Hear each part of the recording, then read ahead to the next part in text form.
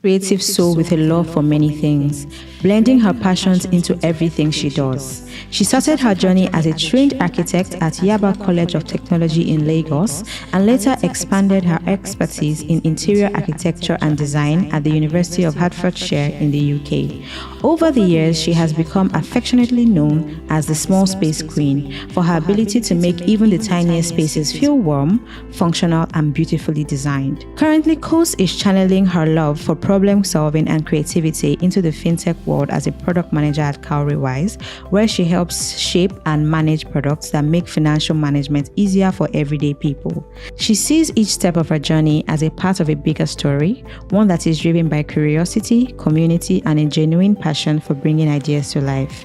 Please welcome Omokose Dania Grillo.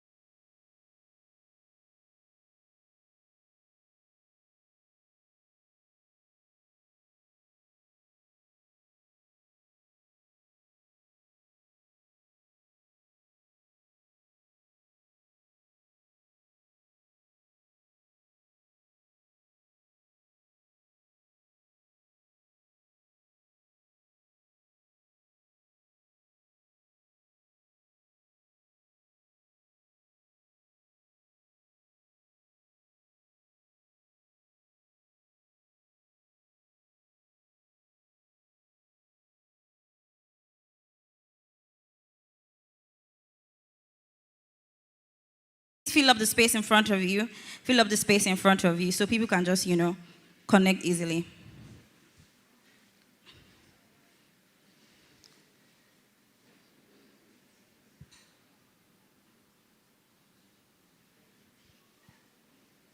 I'm still seeing spaces now. You people. Do you know what they say about backbenchers? Remember, I know all of us went to secondary school here. They always say the unserious people that stay at the back. And I know that you guys are not like that. You've come early, well-dressed, looking sharp, looking nice, want to network. You've come to listen from great people, right? Please stay in front. Thank you.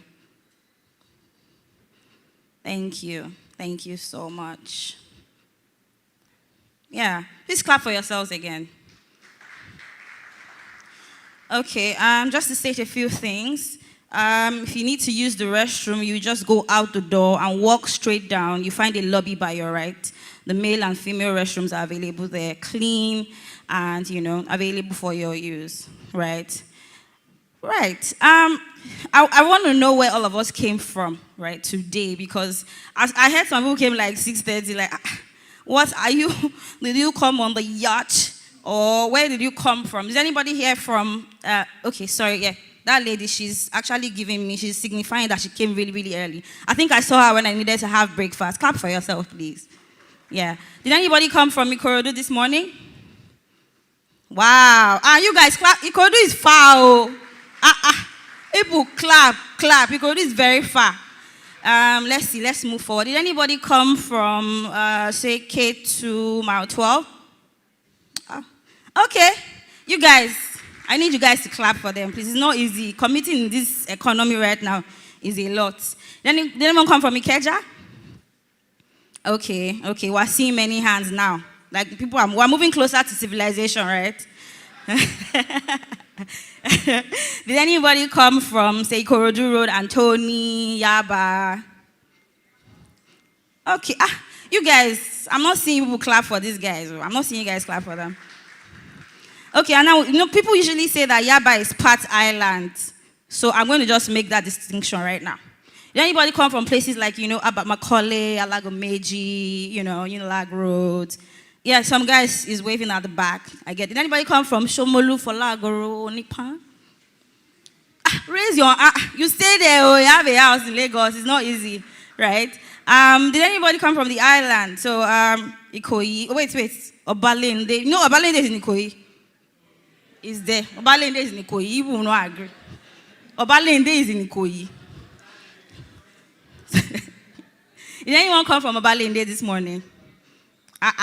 If you know you're from Obalende, raise your hand, though. It's not easy to live in Lagos anywhere. Lagos is like small London, like it or not, right? Did anybody come from Ikoyi this morning? We never reached that side. Okay. Did anybody come from VI, Lekki?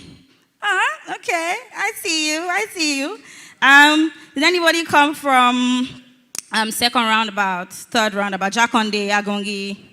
Anybody come from... just the way I made the distinction with Yaba and Shomolu, the same way I'll make the distinction with the island now. Because this set of people like to say they stay on the island, right? Did anybody come from Aja? Shango Tedo? LBS? No, if you are from LBS, by virtue of being around LBS, we respect you. Well done. Thank you so much, guys. You guys are an amazing audience. Clap for yourselves once again. All right. Does anybody know why we're here? I know that, yes, it's CXCon, or, does anybody know why we're here? You don't know? Why are you now here? What are you doing here, sir?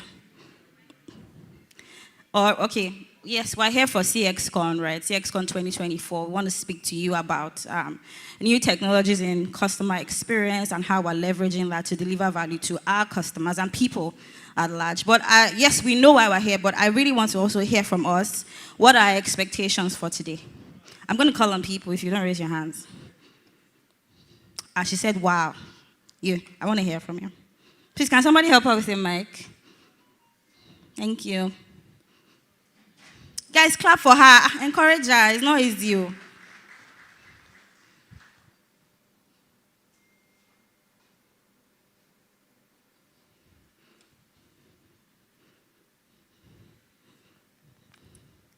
Yeah. Just hold on. Before you go, please, before you go on, just tell us your name, what you do, and then you can start. Okay. Good morning. My name is Folayemi. Folayemi, speak up. Folayemi. Yeah. I'm a programs officer. Okay. My expectation for this program is just to learn and soak up, learn. Yeah, thank you. And you can be as that to come and learn. A round of applause for Folayemi, please. Of course, I'm definitely going to call you. So, yeah, you, looking back, you. Yeah. Yeah, hello everyone. My name is Olayanwaju. So I'm a CX professional. Okay. So basically, I'm here to meet beautiful faces and network. I like this guy. It's not very easy to collect mic and speak. It's not easy, It's not easy. I'm actually nervous, so I know it doesn't sound like that, but I'm very... Yeah, just one more set of people that I want us to appreciate. They are joining online. You guys, you have appreciated yourself as per. You came early, front seat. You have a seat.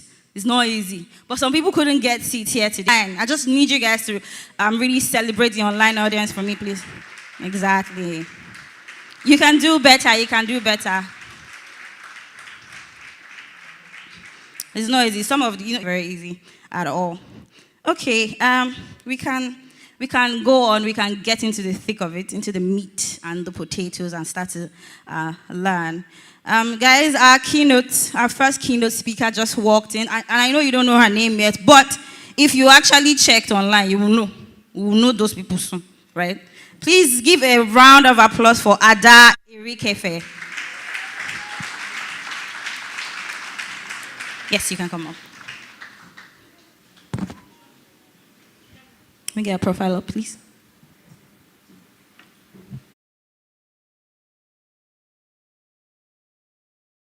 With over 25 years of experience, Ada is an accomplished and influential leader with a proven track record of delivering impactful, sustainable growth for Tier 1 organizations. Her expertise lies predominantly in customer transformation and alignment of corporate vision, strategy, and purpose to drive return on experience across multiple industries. Ada was responsible for carving out the operating model and setting up the PwC Experience Center, the first of its kind in Africa. Currently, she leads the Experience Consulting and Disruption practice in PwC Nigeria, double hats as the account director for a major telco, and is the chief of staff to the West Market Regional Senior Partner. Ada has a first degree in Business Computing Systems from City University London, a postgraduate diploma in Learning Leadership, and is finalizing her MBA in Artificial Intelligence at the University of Cumbria. Please welcome Ada Irikefe.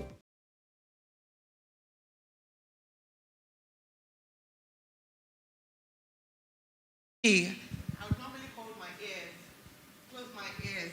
I hate to hear these introductions, but hey, it has to happen. So good morning, my name is Ada Irikefe. I hope we're all well. Happy Customer Week.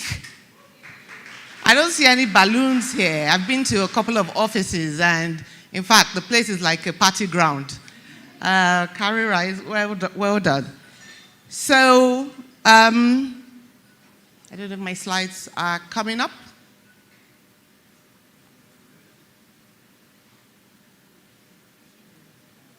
They're coming up? Okay, great. All right. So it's indeed an honor to stand before everyone here, my fellow colleagues, practitioners, leaders in the industries, customers. We're all customers some way. So I want to start off whilst my slide is coming up. By show of hands, ordering a car hire service, right, if you had the money, or walking a couple of streets to the nearest taxi junction to hail a cab. And normally what happens is either, again, down to the size of your pocket, is either you signify that you want a drop, which means more money. Am I connecting with anyone in my generation? Or you get into a taxi, and then you're sharing that taxi with 4 to 5 people. What has Uber and Bolt done for us today? In the comfort of my own home, I can call my taxi when I'm ready. And sometimes I know that Uber has gone a step further. I can actually schedule my taxi just using my smartphone. I mean, it's incredible how life has changed over these years. Let me go give another example whilst my slide is still trying to load up. In my time again, DVDs, video cassettes, anyone? Kai? Chai, I'm the only one here. That can I? So whilst I was a student, we didn't have the luxury of Netflix. You didn't have the luxury of, it's either you were studying and your downtime was to watch a movie, right? But the movie is either in your DVD or it's in a cassette. Blockbuster, anyone knows Blockbuster? The idea was you go and hire the cassette, you rent it, thank you. You rent it, but you had a specific time when you have to return it. Excuse me, where's the experience there? So you are rushing to, if you're a cheapskate like me, I would only hire it for maybe 12 hours or 24 hours at best. No opportunity to rewind and savor the moment. What do we have today? Netflix. I can start, pause, skip intro, fast forward, sleep through it, through some scenes. Maybe when you get to some other scenes, you're like, okay, I missed the plot.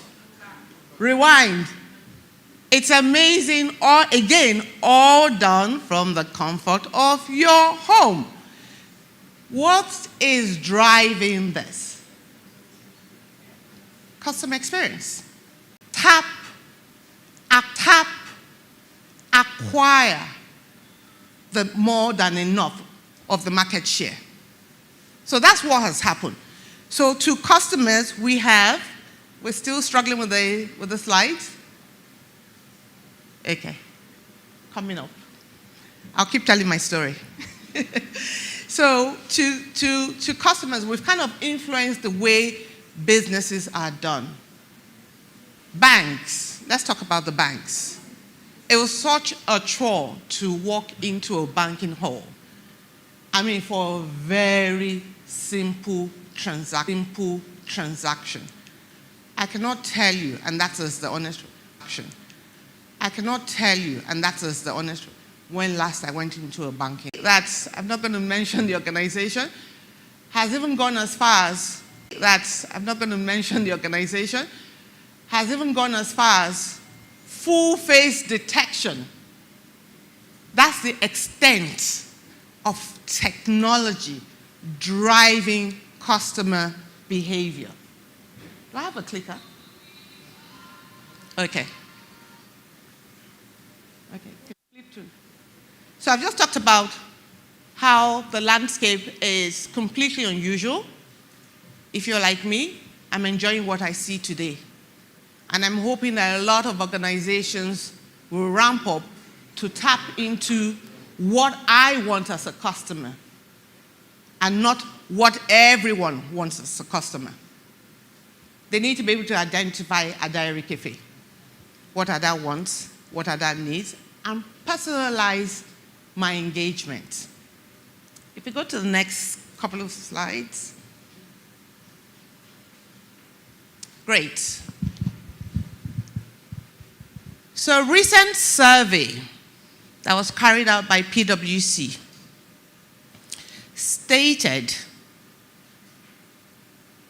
that global CEOs, 45% of them believe that their organization or their business will not be viable in the next 10 years. Can you guys fast forward back to, 2014? And can you think about majority of the organizations that existed in 2014 that are no longer relevant today? Can we think of one? BlackBerry. Who would have thought? My favorite blockbuster? Who would have thought? Nokia. Who would have thought? So now what we're doing is we're profiling these organizations and we're trying to get them to think beyond today. I think most organizations, what is what and sold, are thinking the future. COVID has shown us that anything can happen between now and tomorrow, and we need to be prepared yesterday. So out of this 45% of the global CEOs, just imagine global CEOs all here, just all cracking their heads to think, what next? What next? How do I remain viable? How do I remain relevant? Right? A lot of them also have identified that the factors that are driving significant change for businesses today, the top one is no stranger, right? Technology. Everybody is tech-oriented. In fact, every single person is tech-oriented. Talk less of business. So let me tell a story. My previous hat, I used to lead the disruption team at PwC. That's what they employed me, the head of disruption. When I got my letter, I came home excited to tell my parents that, oh, well, I'm going back to PwC. Of course, my mom was like, you're going back as what? She'll probably expect me to say CEO or something, or manager. I said, head of disruption. She said, huh? Now, this was before COVID. She said, couldn't they have thought disruption, almost to fiakwa. Couldn't they have thought about a nicer title to give you? ED, those nice titles that we know of. Anyway, I was happy, kind of understood what they meant. My mom didn't. COVID struck. My mom's favorite word, in fact, phrase, I have been disrupted. I have been disrupted because unfortunately, she was locked at home. My father had traveled, and she was the only one in the house when the lockdown happened. So for her, she now understood what disruption meant because every single opportunity she had, I have been disrupted. I have been disrupted. Guess what? When the lockdown ban was lifted, my mom packed all her things and went back to the village. So basically what I'm trying to say here is we have to be forward thinkers. What is interesting, sorry, go back one, please. What is also interesting to note, sorry, just back one slide. I want to point out a stat there.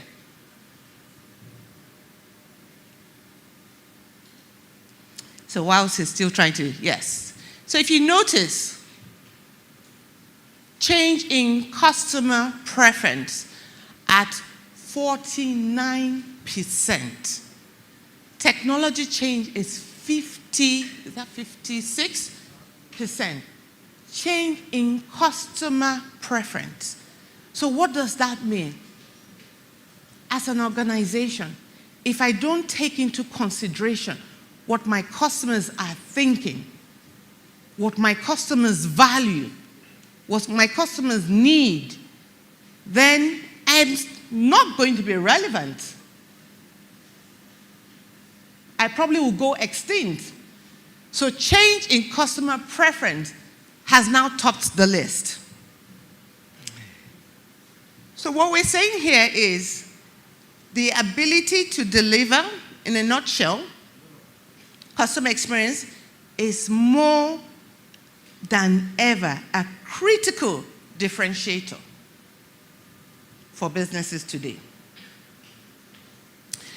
So looking at this, again, PwC, we conducted another survey. And in this survey, we were saying,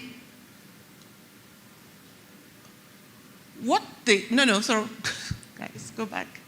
Thank you. Right, thank you. Out of this survey, what we found out that 55% of customers said they would stop buying from a company they otherwise liked after a bad experience. 55%. What does that do to a customer owner? It can wreck your business overnight. One customer said, sorry guys, pardon me, I can't read that far. One customer said, I am picky about where I spend my money and my time. Again, to that adage of customer is king. If we forgot that, as CX leaders, as business owners, we need to start remembering that. We need to start designing our products and services around our customers. In the same, thank you, next slide please. In the same customer loyalty survey, customers were asked why they left a brand. The top 3 reasons were quite telling. First one says, I've had a bad experience with product services. The second said, I had a bad experience with customer service. And the third says, to support issues I feel are important in society. The third one, unusual. It's unusual, right? but we're all becoming conscious of our environment somehow.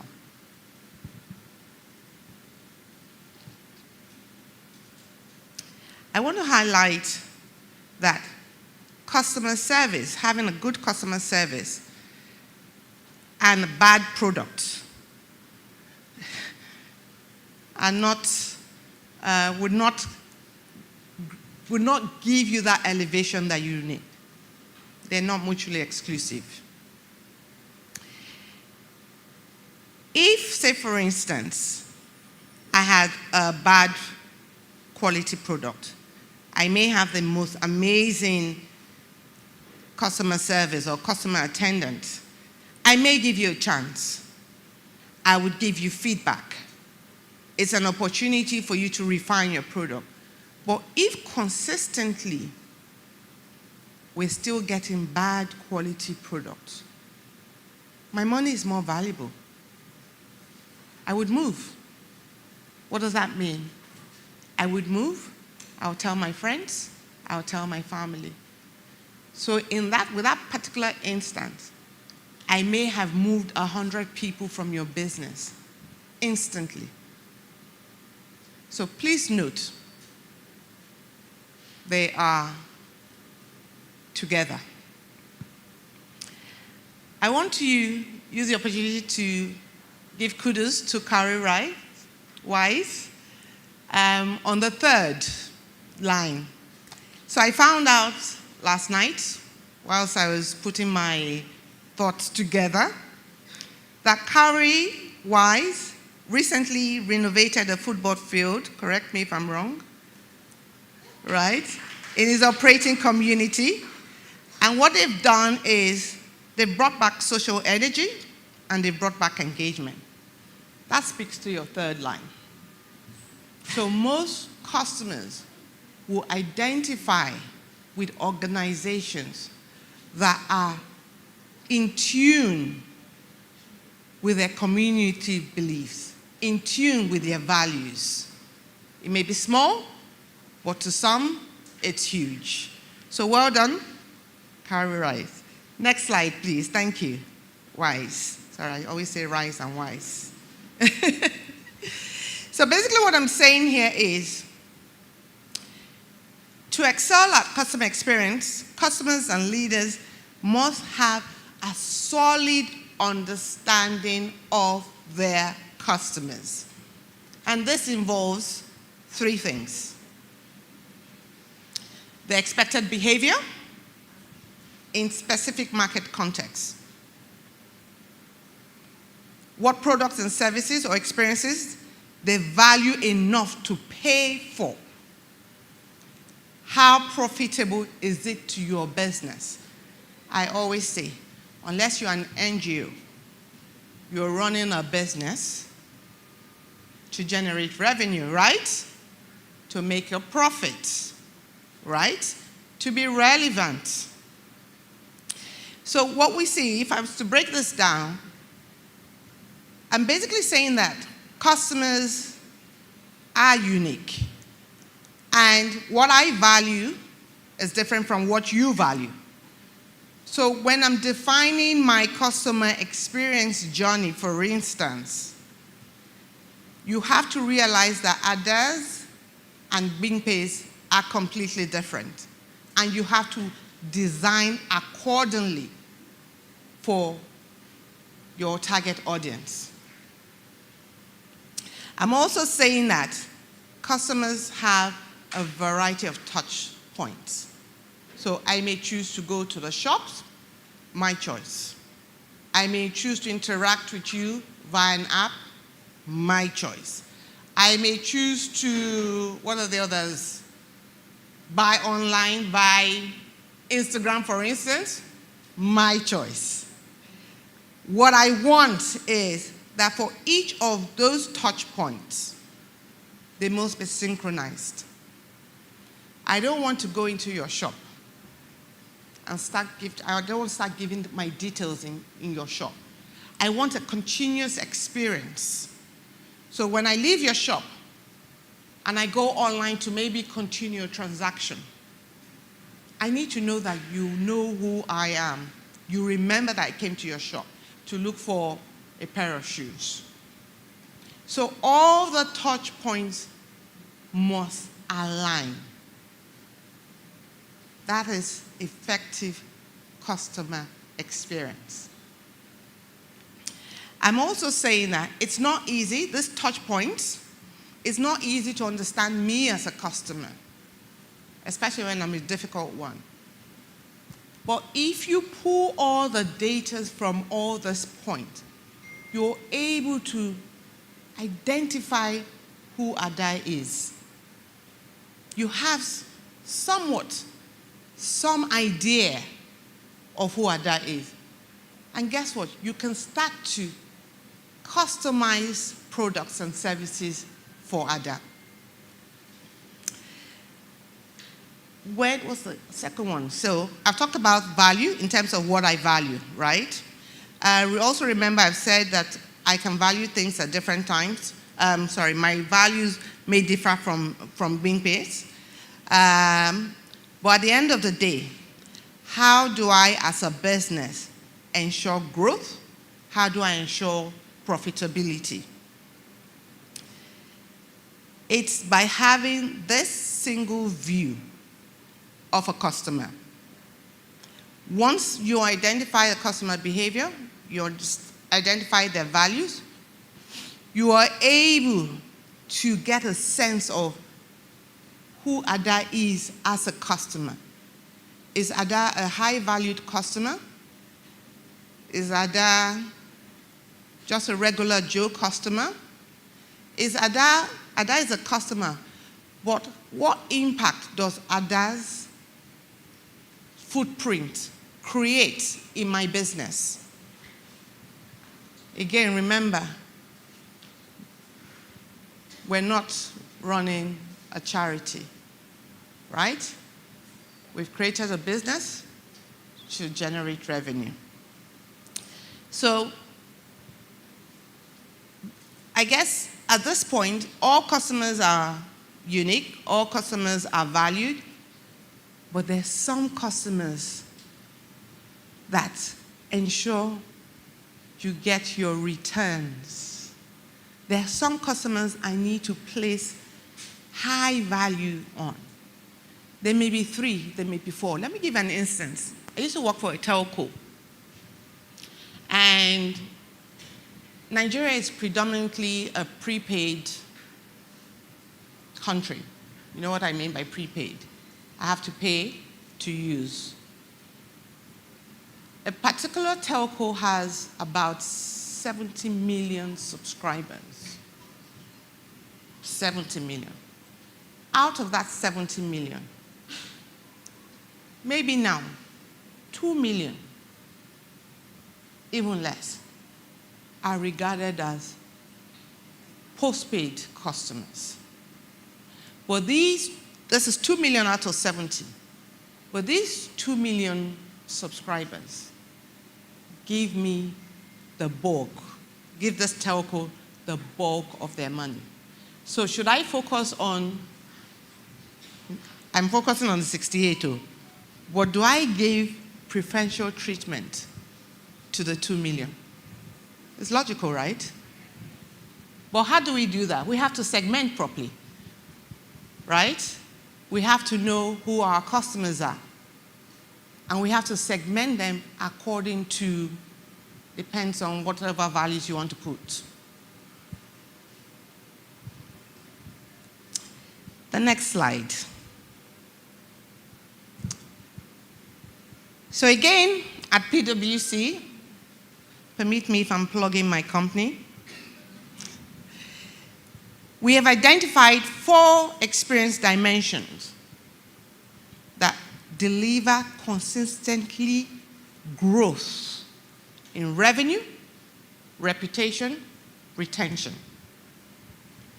They're being distinctive, being personal, engaging, coherent. Let me tell a story again. I leave maybe an hour and a half. No, an hour. Yeah, 40 minutes away from my hairdresser.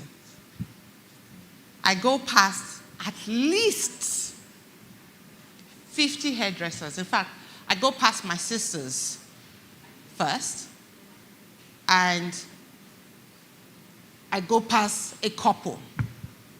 But I still trek to go to my hairdresser. Not because there are no hairdressers around me, but it's because of how, I hope my hairdresser is listening so she can give me a discount. It's just about how my hairdresser values me. Every time I go there, the experience is unique. It's memorable. Beyond giving me biscuits, beyond giving me tea, anybody can do that, right? To a degree. But it's the attention you place on those things that they call little details. Very, very little. How much is a bag of tea? Negligible compared to how much you'll get from me, right? But it's the attention to detail. Every time I walk in, good afternoon, ma. How are you? My hairdresser, Maribel, I hope you're listening, would come out. Madam, how are you? She'll even give me a hug sometimes. How are you? Are you okay? What should we do? Your hair is growing, oh. Which woman doesn't want to hear that their hair is growing, right? Your hair is growing, oh. You did this last time you came in. Maybe 4 weeks ago, maybe 3. Would you like to do the same thing, or should we try and give 1, 2, 3, 4? She gives me options. I'm there. At this point, I'm sipping tea, oh, guys. My legs are stretched, right? What is that? That's personal. Engaging. By the time I finish, there's music. Sometimes I go with my laptop. I would say to her, do you mind if you just turn down the music? Just a bit, maybe because I want to take a call. And she would apologize to all the other customers. Do you guys mind, please, just for 5 minutes? She just wants to take a call. How special? How special? There's trust. But the most important thing, it's coherent across board. Across board. The narrative isn't disjointed. It applies to me, it applies to my friend Mary, it's across board. But then includes my touch points. Because when I call to make an appointment, because I just don't like to wait, I'll be sent a text message. Oh, your appointment is so day, da. Would you like to cancel? If you don't cancel in 24 hours, I will charge you. So please, again, a reminder, no nasty surprises. Right? She gives me the option. She gives me the option to change my times if I want, if it's possible. Basically, guys, what I'm trying to explain here is that the customer experience I get from this, should I call it a one-man business? It's just exceptional. Exceptional. And that's why I will keep trekking. On bad days, it takes me an hour and a half. No jokes, guys. And it's not cheaper. That's not why I'm traveling. I like cheap things, but that's not. I'm traveling there because of the experience, and I can't put a price to the experience. Next slide.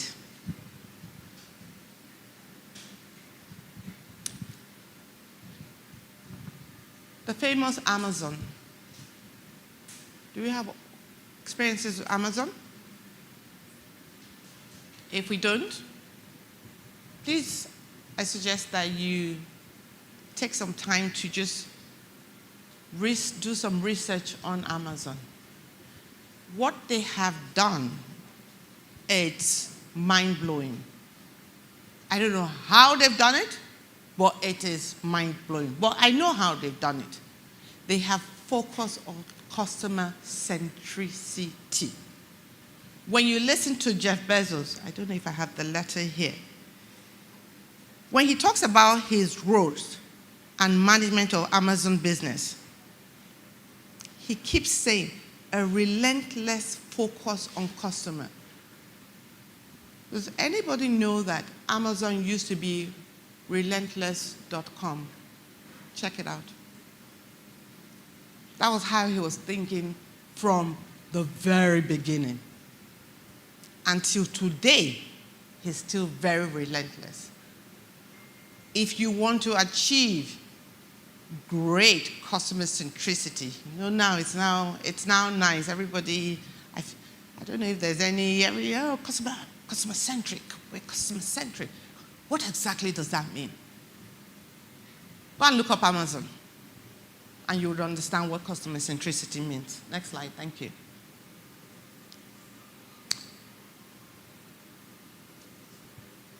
I don't know if you can see. Oh, there's one behind me. Right. Look at all the accolades they've gotten. World largest online retail today. Largest public company in the world. I think it's among the top 5. The accolades just continues.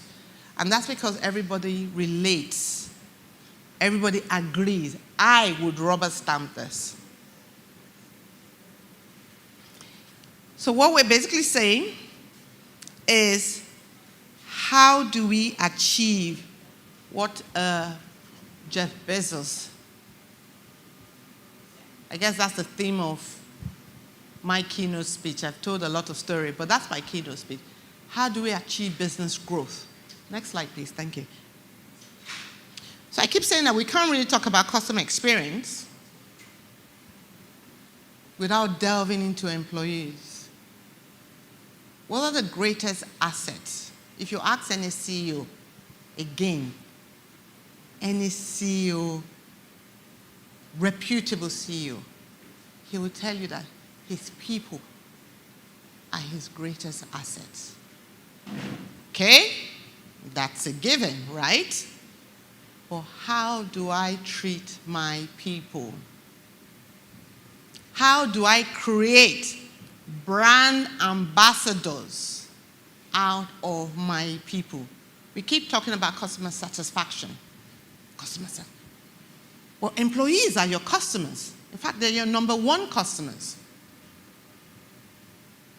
They're your soundboard.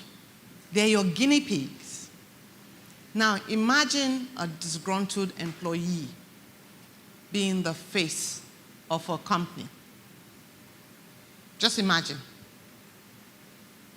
I'll be like this. Yes. Have you called some call centers?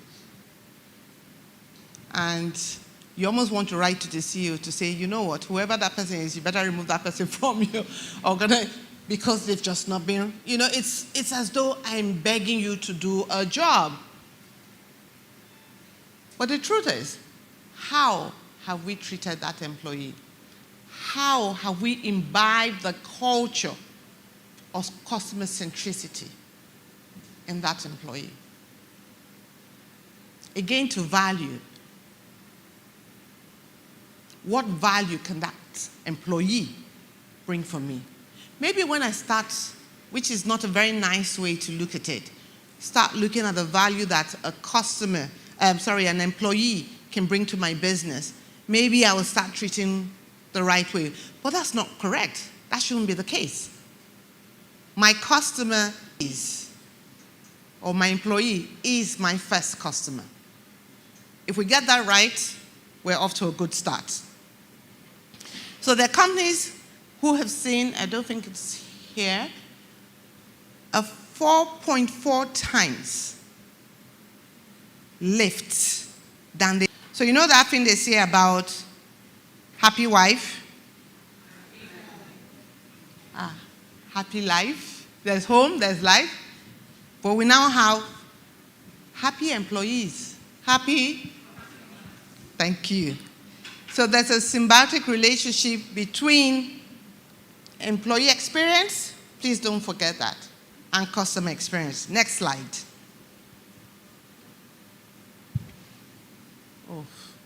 we put up the wrong one.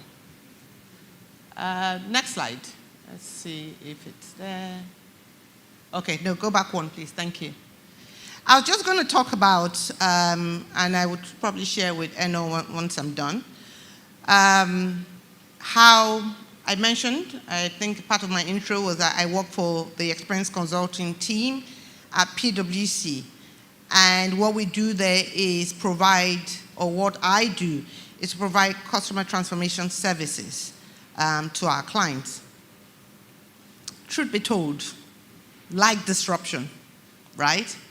It was, when I started with disruption, people couldn't understand disruption. When events happened, everybody was a champion. You know, disruption became a mainstay. It's the same with customer experience, and I don't know for the practitioners who are here. Sometimes when we're describing customer experience, they're looking at you like, good customer experience. Yeah, isn't that a given? It's no longer a given. If you remember, organizations used to build products and services and just push out, regardless of whether their customers want it or not. Try that today. Nobody will touch you. Whilst it may sound fluffy, customer experience, and I've mentioned it before, is a differentiator. So it's not just about playing lip service. It is a differentiator. But the question people would ask is, how do we measure customer experience? And I think it's a valid question. How do I actually see or cross-check that those, sorry, the next slide, thank you, that those initiatives that I've put in place, like this is an initiative. Yes, it's to honor the Customer Service Week. Well, it is an initiative. I'm sure Eno, you say it's one of your KPIs, right? To a degree. Because guess what? It's created some visibility for the organization. I've had to go read up about Cowrywise. I've opened an account, right? Well, ordinarily, it would have just been any other company. So what Return Experience does for us is, what are those initiatives that we have put in place at the beginning of the year, start of the year? Well, most organizations are going through their business planning sessions. How can I measure that these initiatives that we have put in actually will lead to ultimately what your stakeholders are looking for? Growth, profit. Using my example, I've onboarded. Maybe the last time you checked, you'll probably see 300 customers. I know you're more than 300. You are more than 300 for ease. But now you see 301. Again, if you study my pattern, you'll probably find that this additional one customer, by His grace, will help you shift your needle. Am I making sense? So for PwC, we always say, we'll help you identify those initiatives in the customers than to acquire new ones. So what, in essence, I'm trying to say that experience, and I'm talking to all the leaders and all the CEOs and all the board members here that are maybe listening as well, that experience is not something that you just add at the tail end of your strategy. It's not that nice circle that you just put in the middle and forget. It's not a gray area. You need to harness that area. So to round off, my quote says, our journey doesn't end with satisfied customers. It begins with empowered advocates who amplify our influence in the marketplace. Who are our advocates? Our leaders, our customers, our employees. Thank you very much.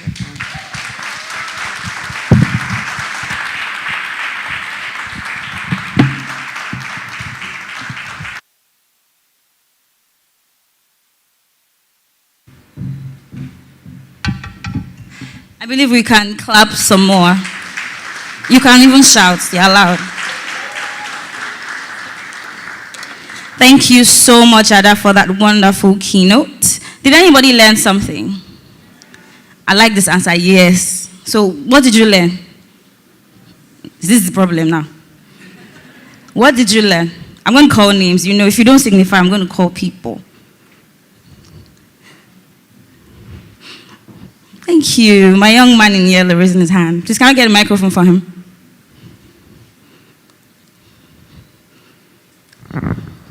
Okay, good morning, everyone. Good morning. Please introduce yourself and tell us what you do before you go on. Okay, my name is Chuku, and I'm a customer service manager, freelance customer service manager on Fiverr. So, from what Ada shared today, it's so obvious that customer experience is an effective tool for brand visibility. So, it's not an afterthought. So, when you're designing a product, you're starting something new, customer experience should be at the forefront of what you're doing. So thank you. Thank you very much. A round of applause, please. I need one more person. Great. Please, Ebenezer at the back.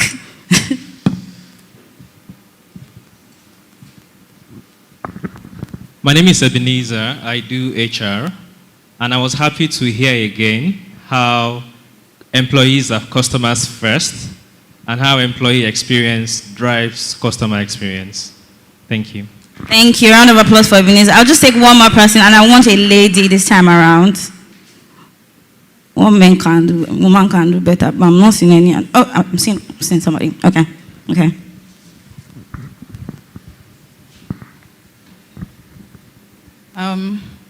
Good morning, everyone. My name is Choma Agu, and I'm a product manager. And one of the things that stood out for me was knowing that understanding customer behavior helps you to understand that particular customer and predict what they would like, their preferences, and that can also help drive your profitability.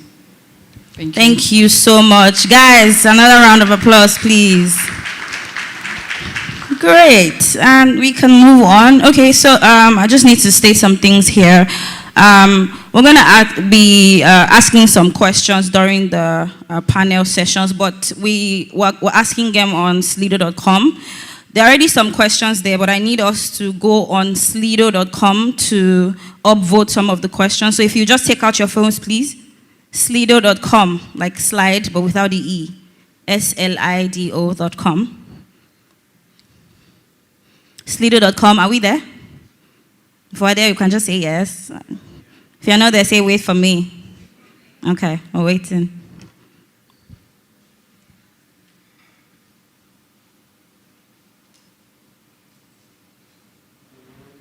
Slido.com, are we there now? I'm not hearing a lot of yeses. Are we there now? Okay, so the code for the first panel session is 2844 378.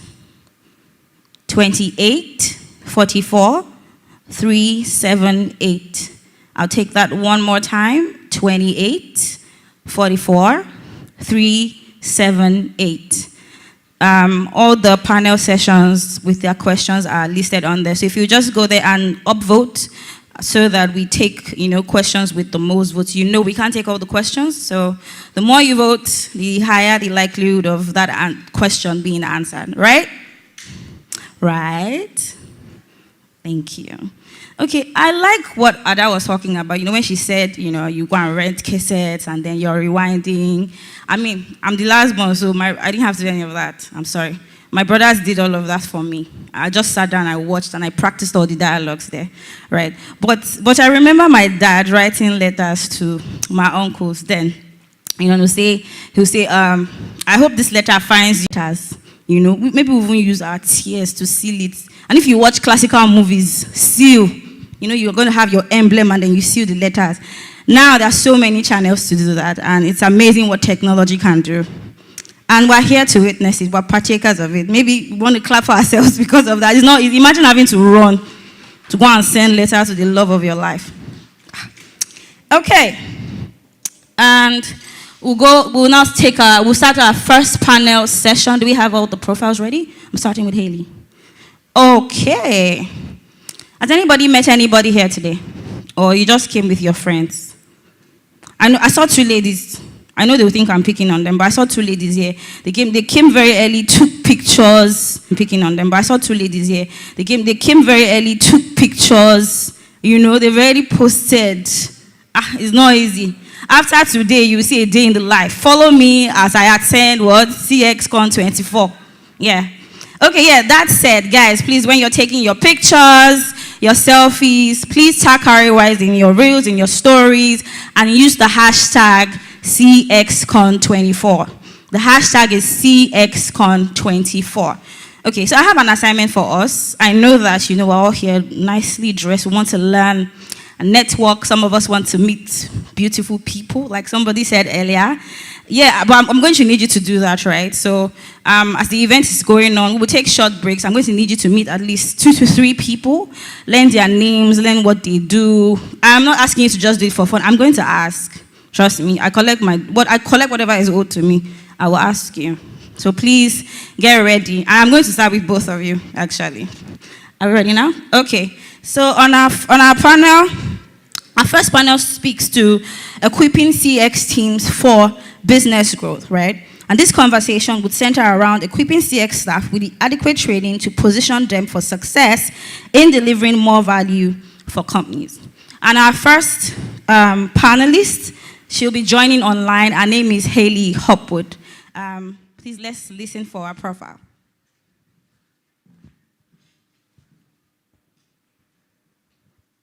Prior to joining Paystack, Hayley held many senior leadership roles with global technology companies, including Stripe, PayPal, Western Union Business Solutions, and Travelex, where she built revenue-generating businesses in Australia and New Zealand. She brings over 20 years of business development, marketing, and operations experience to her role and is a trusted advisor to many sectors focusing on digital commerce, FX, and fraud management. Please welcome to the stage, Hayley Hopwood. I don't see your hands, guys. I need to hear it. Thank you very much. You'll be joining us virtually. And the next person I'm going to be introducing is Shani Solomon. Please, let's listen for his profile. Shani is the co-founder and CEO at Talstack, a learning and talent management platform that helps companies manage employee engagement, productivity, and performance. He is also a founder at Black Ops, a private network for African operators. Prior, Shani led global operations at Andela, leading teams across Africa and the US to scale Andela's delivery organization. His broader career experiences cut across roles in markets across North America and Africa. Shani holds an MBA from Harvard Business School and a bachelor's in electrical engineering from Northwestern University. Please welcome Shani Suleiman.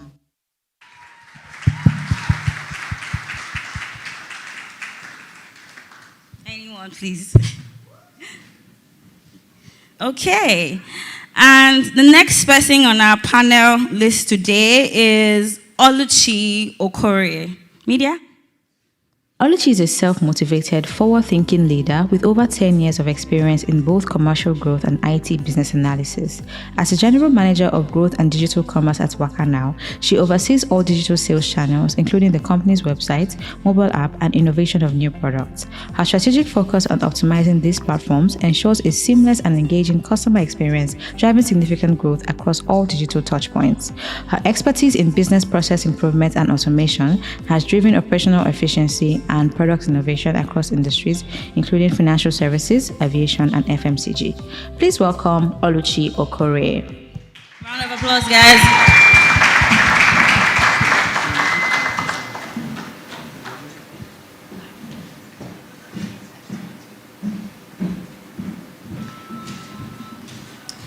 And the last person for our first panel today is none other than Yinka Isioye. Media?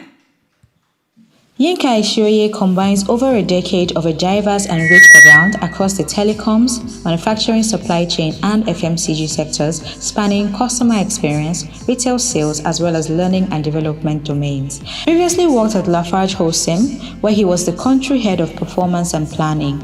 Prior, he held positions in Zain, Ison BPO, and Airtel Nigeria across retail, contact operations, and L&D. He is passionate about customer experience, organizational strategy, digital transformation, and process operational efficiencies, and has spent the last decade ensuring organizational performance while positioning the customer as an asset in any organization. Please welcome Yinka Ishoye. Round of applause, guys. Keep clapping. Please keep clapping. Thank you.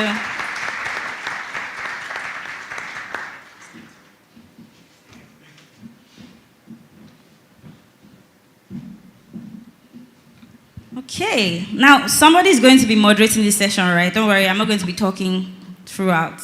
Yeah, somebody else is coming to do that. And this person is somebody you'd likely call an au pair of Cowrywise. I know people ask, who is au pair? Is au pair this, is au pair? Yeah, you're about to meet au pair of Cowrywise, but I didn't tell you anything, right? Please make welcome Eno Izomo, the Customer Success Manager at Cowrywise. Media.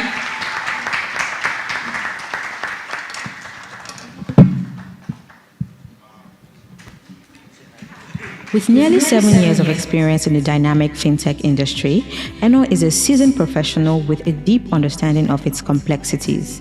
Currently, she serves as the Customer Experience Manager at Cowrywise, where she champions all CX initiatives with a vibrant team. Her strategic approach and expertise have been pivotal in expanding and managing the company's customer base from approximately 5,000 when she started to over 1 million today. Eno is a customer relations and operations expert who is constantly evolving to stay up to date with global fintech trends. She is particularly passionate about fostering a people-first leadership style and creating a culture of collaboration and growth within her team. Together, they are committed to delivering an unparalleled customer experience for Cowrywise customers. Please welcome Eno Izomo. Thank you, guys. One more round of applause for the professionals on stage. And just to note, please listen, learn, because, for you, but I'm also going to ask questions, right? Enjoy.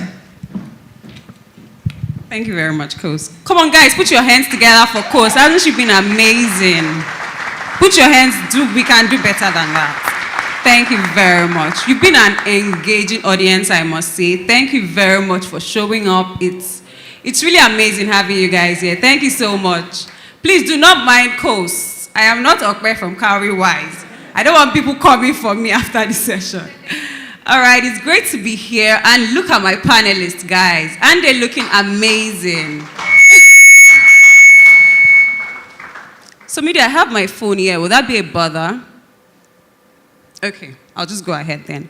All right, Coach had mentioned earlier that we'd be taking, we have questions on Slido. So if you could just go on there or vote the questions so that we know the questions that are most important to you and we can answer those first, because I doubt that we have enough time here to answer all the questions. So the ones you upvote, we'll just prioritize those and ask those. Is that fine? Are we together?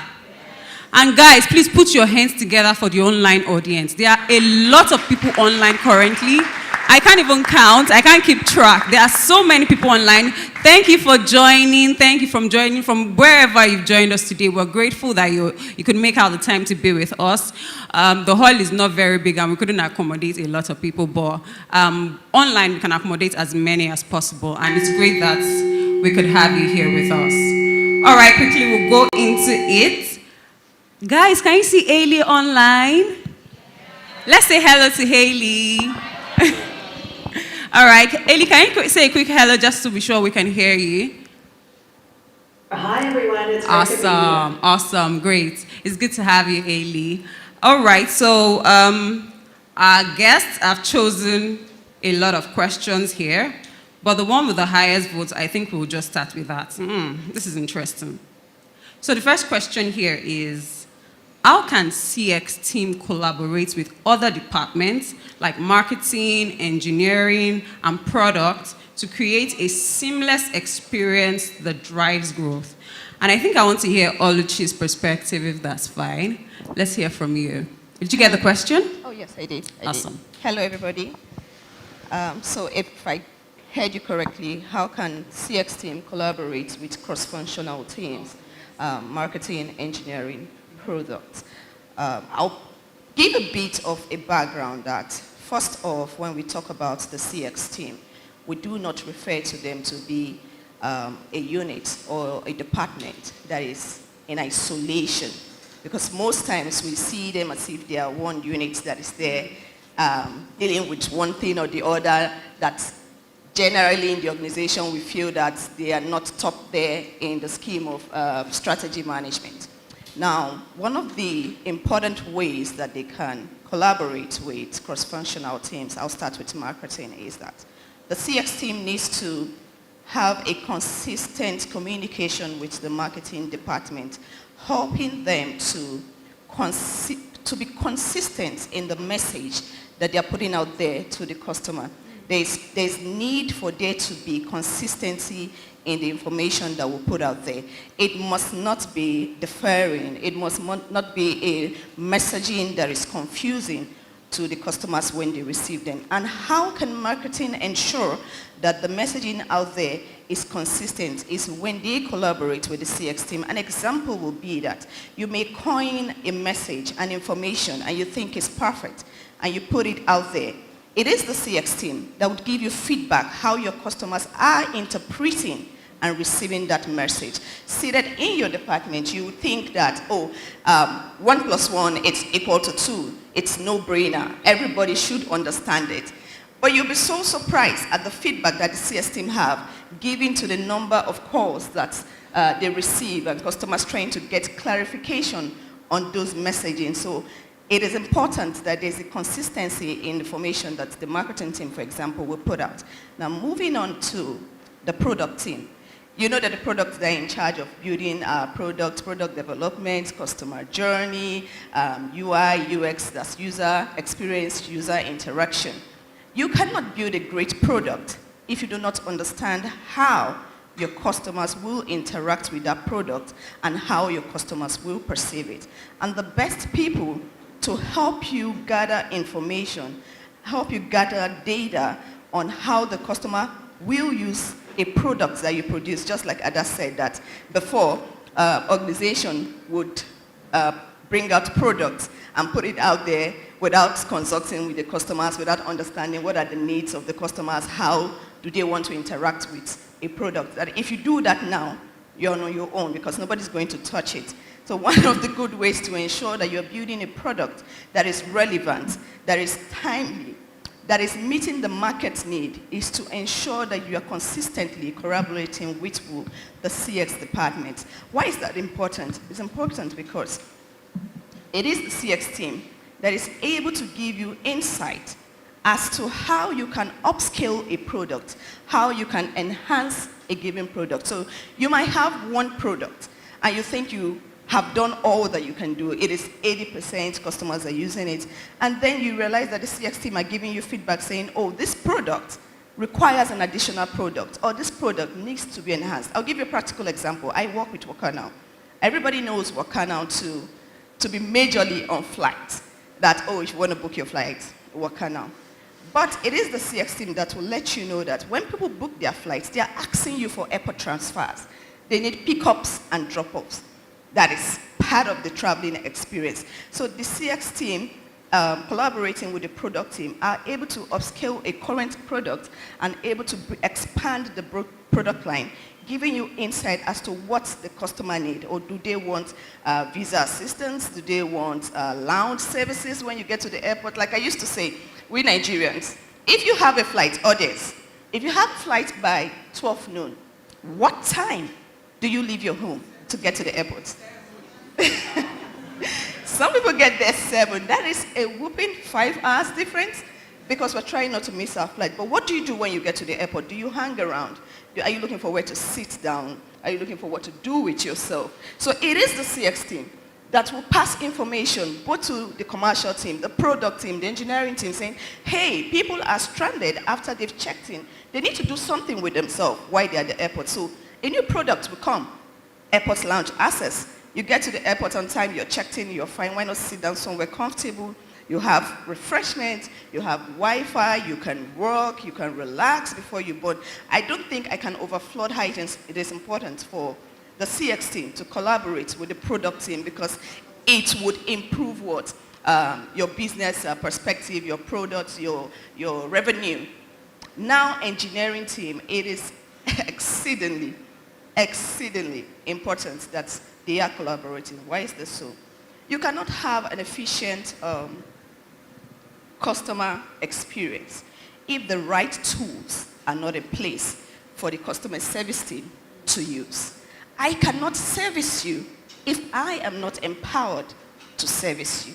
Okay, I think you want to answer the next question now, so I'm going to cut you there. No, that's part of engineering. There are 3 departments you mentioned.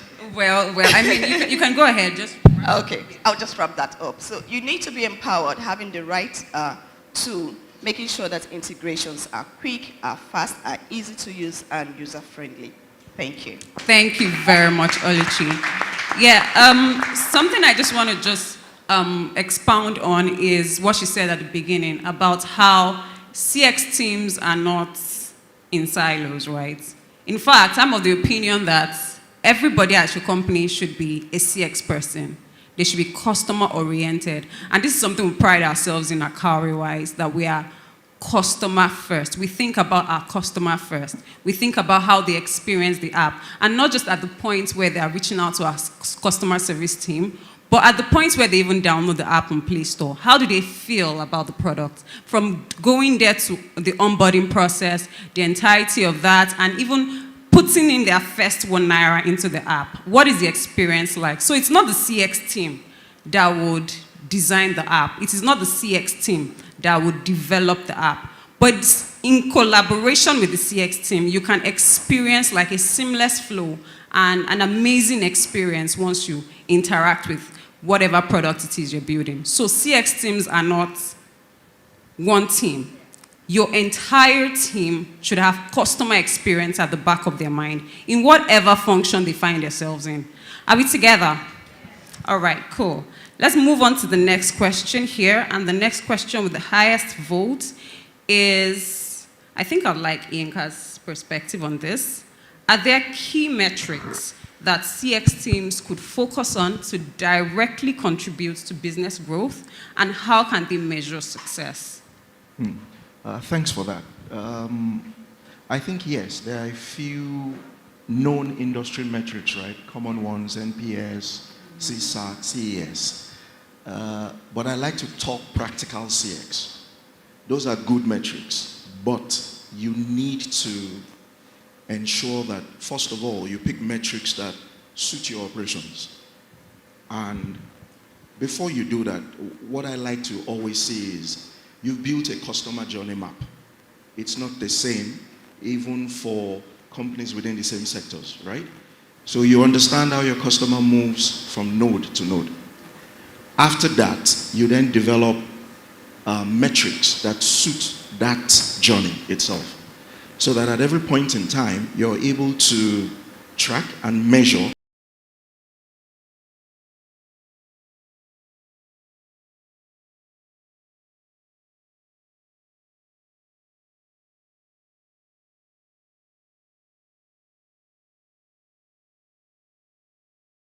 what do you do, what do you pick as a metrics, redemption rates, and what have you.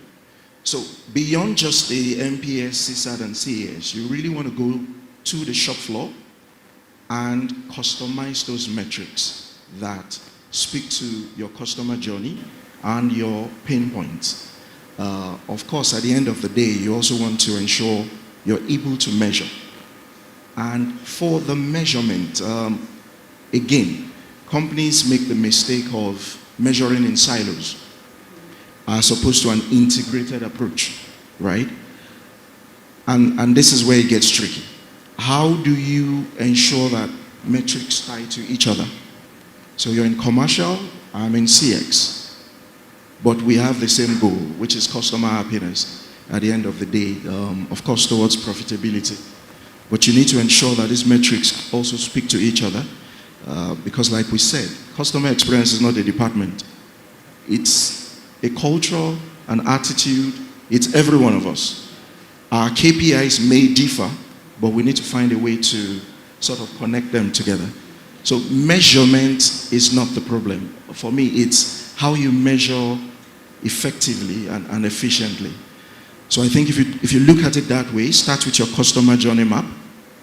It's sometimes a tedious task, but find time to do it. Then build on top of that till you get to your measurement framework. Thank you. Thank you very much, Yinka. Shani, I see you nodding and agreeing with Yinka. Do you want to say something there? I think what I wanted to double down on is that focus on the metrics beneath the metrics.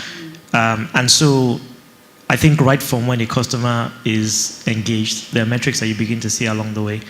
So with TaskStack, we're very early in the journey, but already we're beginning to see how these more sub-metrics actually give you control over the customer experience. So let me give some very specific examples. We would look at things like a company has subscribed to our platform, giving their employees access. In the first week, how many have logged in? How many have done something? And so we now define engagement as you've gone on the platform and you've done something. So that's the next step. You've logged in, but have you done something? And have you completed an action that shows that you are engaged on the platform? And then have you done that in the last 2 weeks? And so with each of those steps along the way, exactly like Yinka said, you actually have actionable things you can do. So now we've built in tools to say if somebody hasn't logged in, send them a follow-up, then reach out to them. Then if they've logged in and they haven't actually done anything in the first week or the first 4 days, reach out to them again. Then if they've started doing something but they haven't completed it and it's been a week, reach out to them again. And I think at Cowrywise, I've been getting some of those alerts as well. So I know obviously you guys do that as well.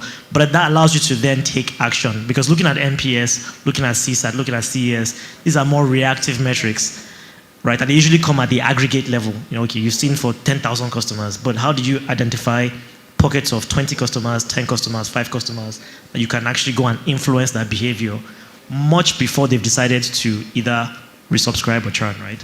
And so I thought I'd just double down on that. Thank you very much, Shani. Are we taking notes? I think I should emphasize that you should take notes. Well, we have this on YouTube Live, so we can always go back to watch it. But they're dropping some gems here, and I don't want us to miss them. Okay, my next question is for Haley. Hi, Haley. So the question here is, how can leadership empower CX teams to innovate and drive customer-centric initiatives that fuel business growth?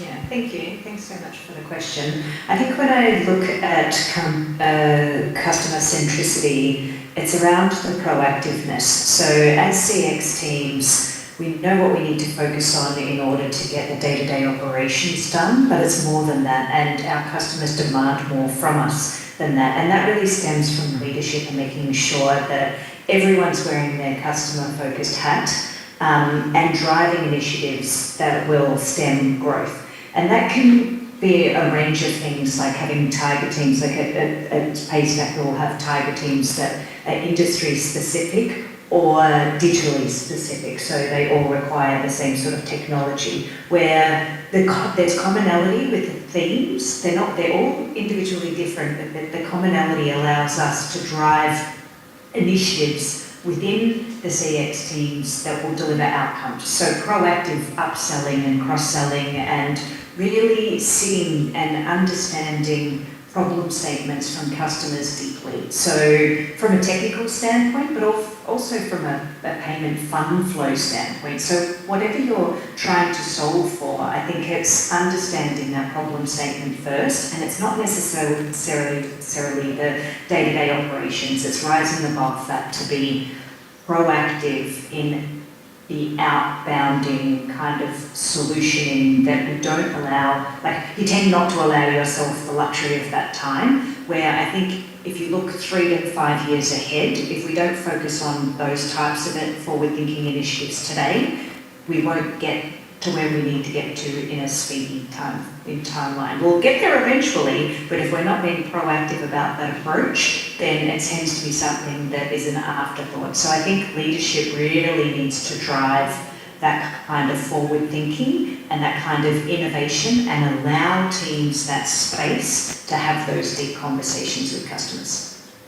Thank you. Thank you very much, Ailey. And this just like drives home the point that Ada made in her speech, where she talked about how businesses need to start thinking about the future. So think beyond the now. You need to be forward thinking. Where will I be in 5 years? Where are my customers going to be in 5 years? How do I ensure that I can consistently Recording in progress. I can consistently deliver value to my customers over time, and not just in the current situation, but after 5 years, after 10 years, how do I remain relevant, right? And that's just what Elia shared with us. Okay, I have a question for Shani, but I'm going to skip the first two questions that have the highest votes, just so I can ask Shani this. So Shani, the question is, can companies align their customer experience strategy and overall business growth objectives? And how can they do that? I think the shortest answer is yes. The longer version is they must. If you look at data, so I think for context for people in the room, my experience is coming from having worked at multiple very high growth ventures that started off, with zero revenue, and then within 10 years, we're doing $100 million in revenue, right? And so if you look at the growth trajectory of a lot of these companies, two of the biggest drivers of growth are, one, existing customers expanding their account with you, right? So today they're doing $1,000 with you, tomorrow they're doing $2,000 with you, next day they're doing $5,000 with you, one. And then two is referrals that came from existing customers. So somebody goes to lunch with their friend and the person is complaining about something that happens at work. And they're like, what are you guys using to solve that problem? And you tell them, no, you shouldn't do that. Now, every one of us here, we have a product or a service that we love, that without anybody asking you, like you go around championing their cause. They don't pay you, they don't send you any marketing materials, but on your own, based on your experience, you just go around shouting their names and praising them whenever you can. So just think about that brand or that product or that service that you do that with. It could be fashion, it could be whatever, it could be software. But there's something that you have today, that you use today, that you always tell people about. And everyone wants to be the one that gives people good news. We all want to be the one that someone says, someone told me about this, or she's the one that told me about this, right? And so those customers are some of your biggest champions because they will fight for you internally, right? When budgets are being cut, they're the ones that will defend you, right? And then they're the ones that also promote you with other, within their peer group. And so I think that's why, from a strategy standpoint, if you're leadership, then you're thinking to yourself, if two of my biggest levers are from companies that expand with us and from companies where the people at those companies recommend us to others, then by default, your CX strategy is a core part of your corporate strategy. And so most leadership that sort of believes in this is thinking, how do I align doing my CX team functions with the way the company itself needs to succeed? And that's where I think it goes back to Oluchi's point around that integration between CX and the rest of the company. I think the ultimate head of CX has to be the CEO. Right. Awesome. Put your hands together for Shani, guys. This is good stuff. So when Shani was saying this, I was just trying to wrap my head around things that we have experienced at Cowrywise. So we do this survey where we just find out how people heard about us. And over the past 6 months thereabouts, over 70% of new customers heard about us from another customer. And we have a referral campaign, but it's not the paid referral campaign, or it's not the incentivized referral campaign that is bringing in these new customers. People just love Cowrywise, and they tell their friends about Cowrywise. Oh, have you heard about Cowrywise? And it's just going on its own. We don't have to do anything about that. So imagine what customer experience can actually do for your business. You don't have to spend on that kind of marketing, for instance. You're not spending money for someone to talk about your products. That's just someone going, all right, go ahead. That's just someone just experiencing good stuff and wanting to tell others about it. Just to add another quick anecdote to bring this to life again about why it's so important to be part of corporate strategy. As I was sitting down on the chair over there earlier, there's this well-known fiber service provider in Nigeria that tried calling me. And the person a customer success rep had called me on my way in. I picked up, I said, hello, who's this? My name is this, from where he mentioned the company, and I hung up the phone immediately. And that's because I had complained about something 3 months ago, where I had no internet for 5 days. And they had said, we're going to fix it tomorrow, and they sent me the template response. We're really sorry. We understand your situation. We apologize. We'll fix it. Right? And it went on for 5 days. And so I got to a point where my trust was broken, and I said, I can't trust you anymore. So I got a backup. And then the backup worked. And the backup worked for a week, and 2 weeks, and 3 weeks. And eventually I went and disconnected their fiber device and put it in a drawer somewhere. And then I got a call from the management team, and the person actually said, because you've been a loyal customer. I'm one of the post-paid customers that have spent a lot of money with them over the last few years.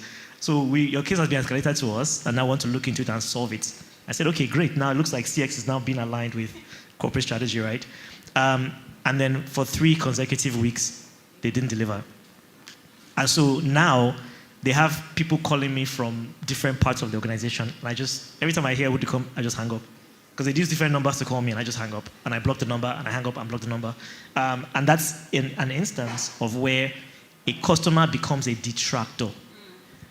Now, because I heard them saying the call is being recorded, I won't mention the company's name.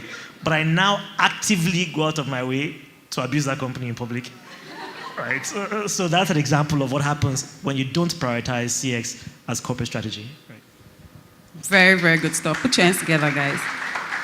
Okay, so that we have time to take another round of questions, we'll just go quickly now. Okay, all right, I've asked this. Yes, another question for Yinka. How can CX teams focus on not only satisfying existing customers, but retention and acquisition to support sustainable growth? I think this is one area CX professionals need to really take advantage of. Most times we're seen as a cost center. The guys in the C-suits look at you, you're doing something important, but you're just spending money, and you're unable to tell me how you're translating that money back into revenue. Let me look at my CEO quickly.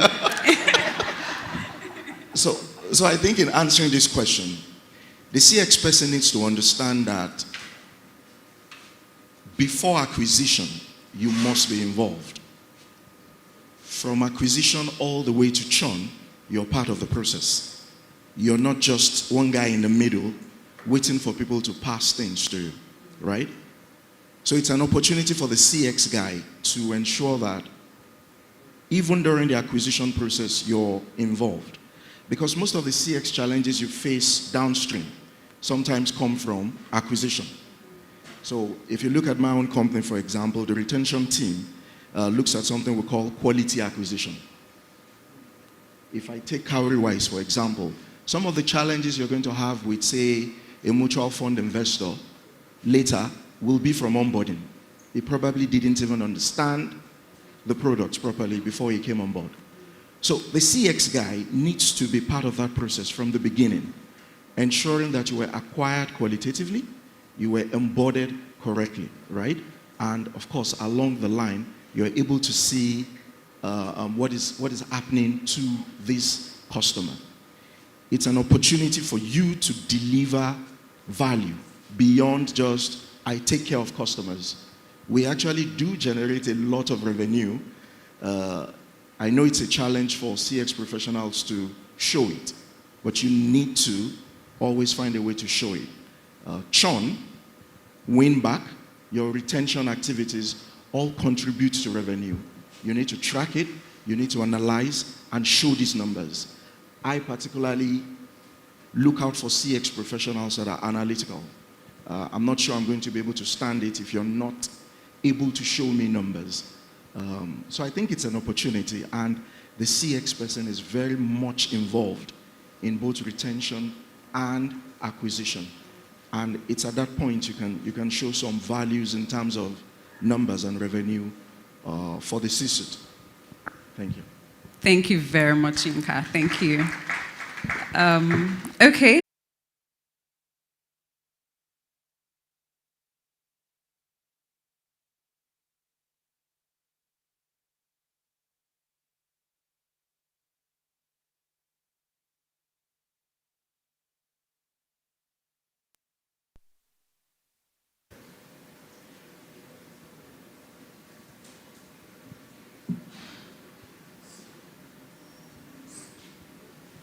Hello. Okay, we're back. Apologies for the break in transmission. Nigeria just had a way to show themselves. Okay, yes, I was asking Oluchi this. Haley, can you still hear us? Haley, can you hear us?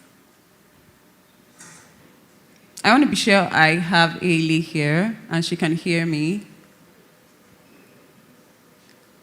Okay, so it seems Haley cannot hear us. Can we just make sure that works?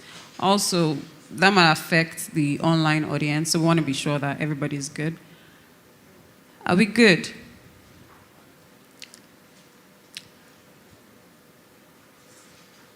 Haley, can you hear me?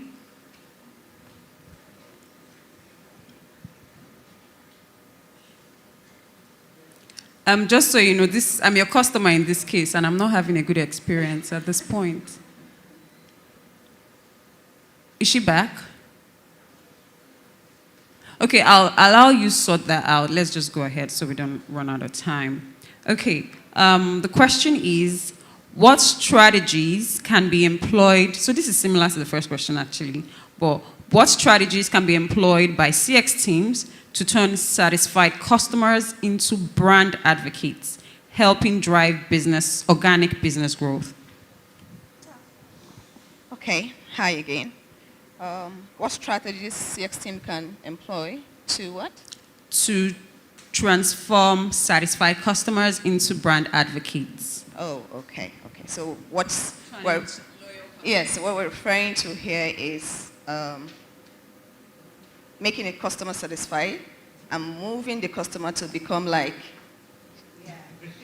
yes, in his internet connection experience, isn't it? Because he's now advocating for the new people you're using because they're working well. So one of the strategies, the major one, I think most times when we talk about strategy, people always think or are expecting one out-of-the-box idea, something new and exceptional, overlooking what actually works, what they've been doing over and over again that is consistent and that delivers results. And one of them would be that ensuring that the CX team is consistently delivering customer satisfaction. The only way, the number one way you can get your customer to move from being just a one-time satisfied customer to a customer that is constantly advocating for you, unpaid advertisement, unpaid billboard, unpaid jingles, unpaid, I don't know what else to call it, publicity, is to ensure that each time that customer has an interaction with you, that you are exceeding the expectation. You are consistently delivering on what that customer expects Recording in progress. To deliver. I'll use your example. You've been using a particular fiber connection for a very long time. You were a postpaid customer. You were giving them your money in advance. But then happened a bad experience, which did what? Broke the connection, broke the trust, as you said, and has made you now not to buy from them anymore. In fact, you are unwilling to hear them out. So what it means that if you are a CX professional here, as much as we're trying to innovate, as much as we're trying to come up with new ideas, new things to retain the customer, we must not let go of what currently works for us. We must never let go of what brought the customer to us in the first place, which means consistently, each touch point. If I come to your website, if I go to your mobile app, if I visit a physical store, if I'm chatting with your customers, if you have implemented an AI, whatever it is you've done, whatever touch points that are available to your customer, you must ensure that there's what? Omni-channel, exceptional, across board. Like you, and I remember you said that if you walked into a physical store, and you made a transaction, you expect that the organization knows you. So if I start from a physical store and then I decide to continue online, mobile app, I need to continue from where I stopped. I don't need somebody asking me when I call and they ask me, what's your name? And I give them my name. How may I help you? Oh, I did this. And then you're asking me questions all over again. My expectation is that you have history of what I'm doing with you. You are improving on the interactions that I'm having with you. So I'm not going to bore us with fantastic new idea, jazz you up. No. What is working for us is ensuring that each time we have an interaction with a customer, we are exceptional. We are delivering. And consistency in doing that would move that customer from being a one-time customer to what? To a valuable customer that will continuously promote you. And you know that we are Nigerians and we are Africans. One way, like Ada spoke about her hairdresser. I don't know the hairdresser. Am I interested in meeting that hairdresser? Of course. What has happened here? Ada has used word of mouth. She's advocating for her hairdresser. That is what any organization should be looking towards. That's all the strategy you want. I want my customers to begin to talk for me. I want them to be my foot soldiers. My customers can't be everywhere. I may not be able to be everywhere at the same time, but Ada is here. I don't know, but I've met Ada. I've met her hairdresser, and I know that that hairdresser has an exceptional customer service. So we want to consistently deliver so that each of our customers, like you have released a termite, go out there and just preach the gospel of that organization. So let's keep doing what we do that works for us. Wow, okay. Thank you very much, Oluchi. That was really, really good. Okay, I don't know if Ailey's back. Do we have Ailey back, please? Oh dear. All right, I'll just ask Shani this then. I'm skipping a few more questions. Apologies, but this one I actually want Shani to answer this. How do you balance, oh no, that's not it. How can data analytics and insights help CX teams identify opportunities for business expansion? I'll try not to sound redundant from what has been said. I think fundamentally, data is pretty much core to CX because for two reasons. One is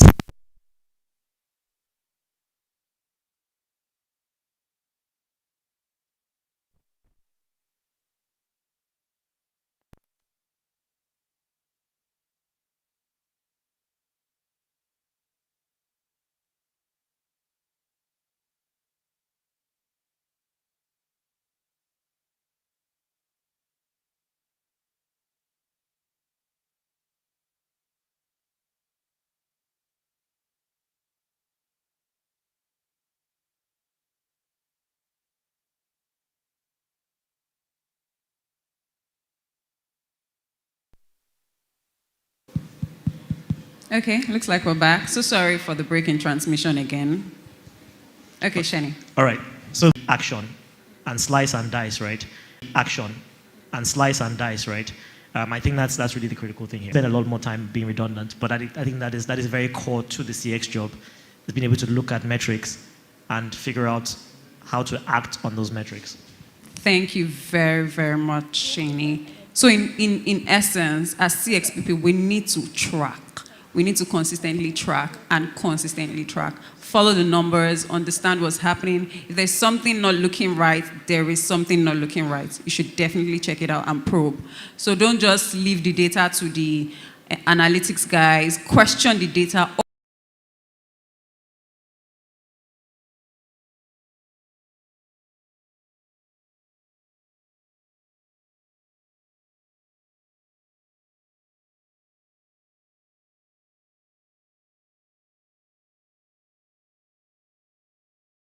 Highlight something. We know that Cowrywise is a SEC licensed company, right? Do we know? Do we know? Are you sure? Okay, so we have a representative from the Securities and Exchange Commission, Mr. Mopa Ebono. Please clap, oh. Please celebrate our SEC official. Oh. It's not easy to be SEC licensed. It's not easy. Thank you so very much. Okay, so we're going to take 5. To my left, your right, you have water, sweets, mentor. Just, stretch your legs, drink some water, and then we'll be back here at 11:56, 12 noon thereabout. Enjoy.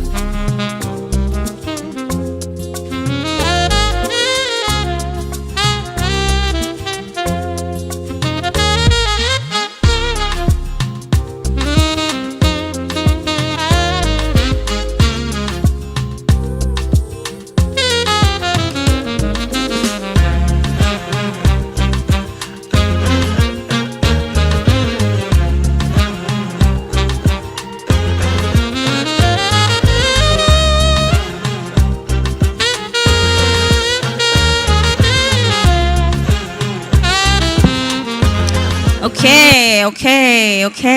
Yes, already. I know.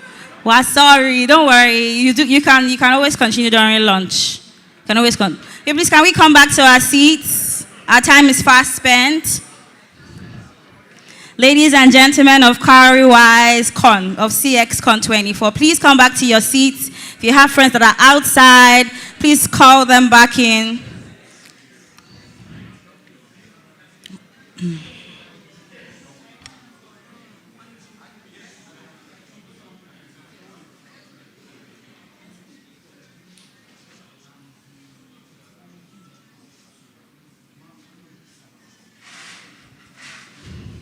Okay, please, if you're still standing, please take your seats. Take your seats, guys.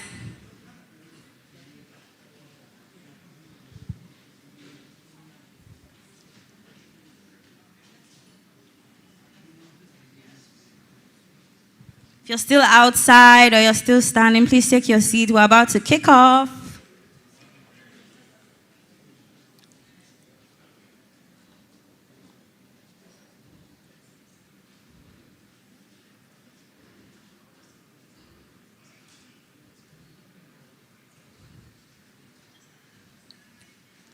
Okay.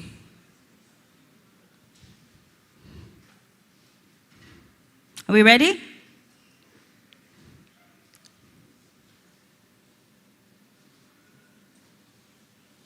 Okay. We're moving to the promised land, guys. We're moving. Celebrate yourselves one more time. Clap, guys. Celebrate yourselves one more time. A round of applause for yourselves. You have stayed this far and you're still here. Celebrate our online audience too. It's not very easy. You have all the interactions here. They're probably just speaking to their pillow or something. Okay. To take our second keynote address, and she'll be focusing on going above and beyond in CX teams. Please welcome Olufunke Isiche. Media?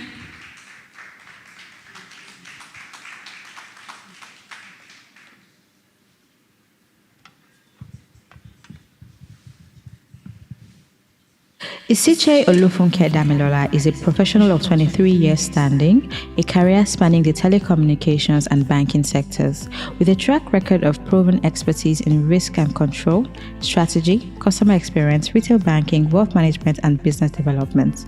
She currently serves as the head, Group Internal Control in Stanbic IBTC Bank, and is a non-executive director at Zest Payments, the fintech subsidiary of the Standard Bank Group in Nigeria. Funke holds a Bachelor of Arts degree in English language, a master's degree in international law and diplomacy, both from the University of Lagos, and an MBA from the University of Manchester. Olufunke is a certified John Maxwell coach, trainer, and speaker. Please welcome Isiche Olufunke Damilola.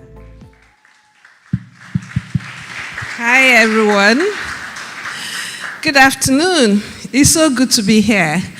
Well done to Eno and team. This is good, and I think it's one of the best I've seen. So give yourselves a round of applause, Cowrywise. This should be a flagship program for the country, actually, if you keep this up, because you could get a lot of professionals talking about what matters. We talk about money all the time. We don't talk about what matters and how we make the money. So I'm going to run.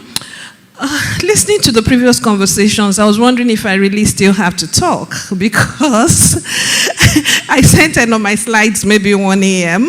That was when I put it together. But it did seem like most of the things have been covered, and so I'm happy that even if I spend 15 minutes talking, a lot of the fundamentals have already been established.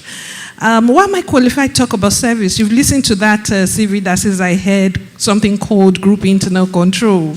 I did customer experience for 14 years of my career. And if you've done customer experience before, you know it's a career you don't leave. It's how you do every other thing. So every other role I've done sales, I've been head of private banking, which is the highest customer segment in Stanbic IBTC Bank. I've been head of corporate banking operations. I've been head of retail strategy. Everything I've done, it's all about the customer. If today they pick me up and say, go and head IT, My success there will be dependent on the fact that I know the customer and I always work to satisfy the customer. And I think that if every role is viewed like that, then the work of CX is really done. I thought they were going to be showing my slides. Yeah. So it says, you will never have a product or price advantage again. They can easily be duplicated or replicated, you know. But a strong customer service culture can be copied. And when you look today, most of the products are similar. What makes the difference is delivery, right? Is the service. And that's why my advocacy on ways to go above and beyond stands from the staff, the employees, internal. You can't give what you don't have. And the most successful customer experience stories are the ones that touch the heart of the customer. They are personable, is the warmth, is the remembrance, because people will always understand and remember how you make them feel.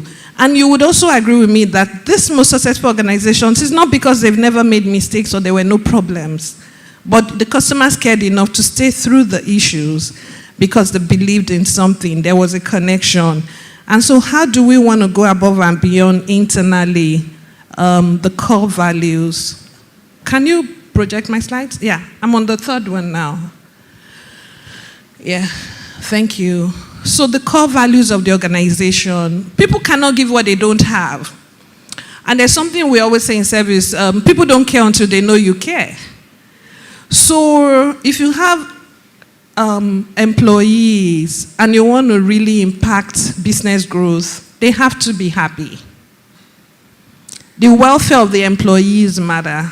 They need to know that we care as an organization, as leaders.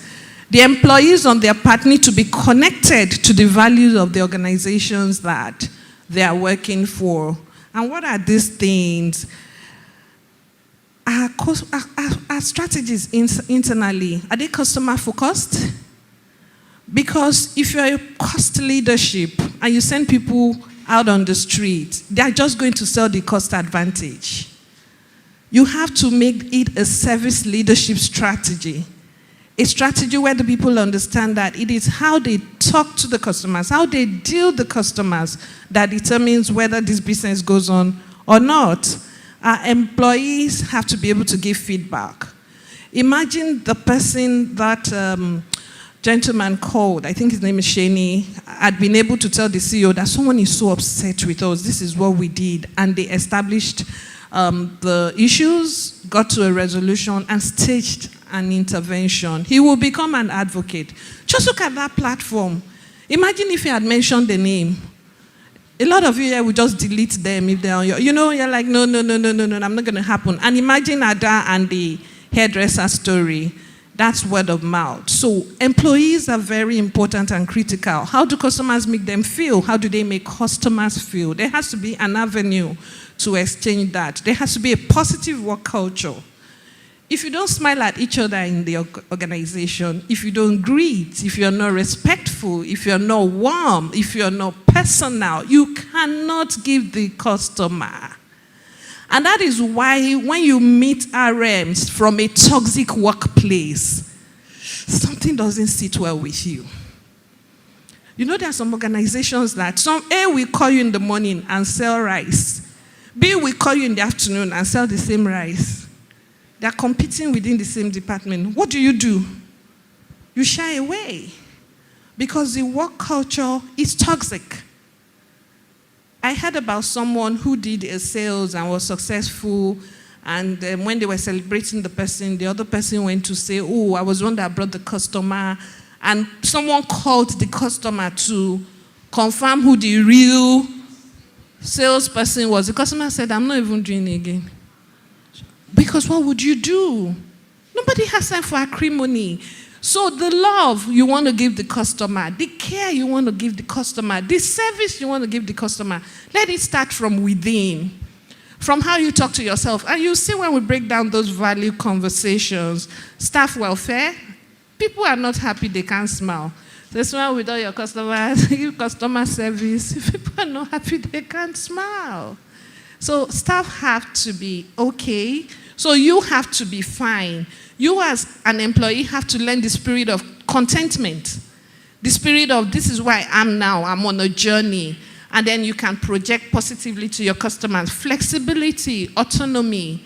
Don't hire robots. Don't block how people think. A lot about business growth is solutioning. Every person out there wants you to solve a problem. So rhetorics don't do it. You have to just have people who can think.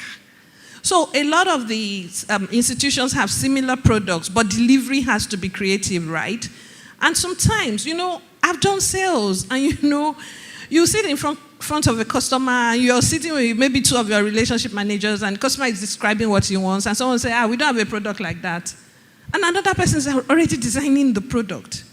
Because we can adapt an existing product to serve the customer.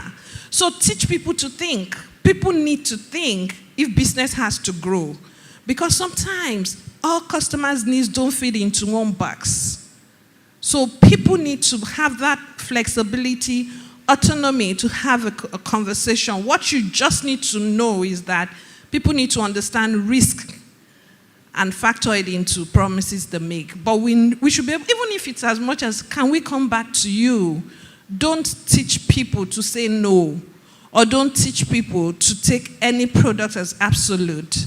Because today, how many product variants can we have? Unimaginable. Empower your support team. Give them power. Don't let them just be channels. Don't let them just take feedback, pass feedback. They should be able to say, did this happen? We would give you back this as compensation, no matter how low it is. It's always comforting when the front line is able to sell a bit of joy, pending when a big resolution comes through. So make sure that happens. Set clear goals, and when people meet these goals, please reward it. Because goals that are not rewarded are not met. And I always say that the hiring is important. I think it's the most critical part of it.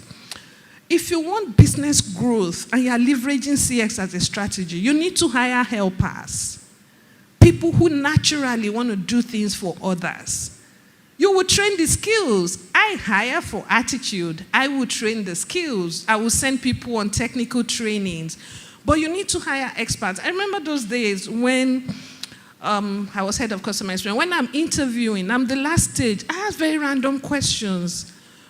What do you do on your weekends? Where are your parents? And I remember one young man, exceptional technically. Where are your parents? Oh, they are old. They live in Surulere. Okay, where do you live?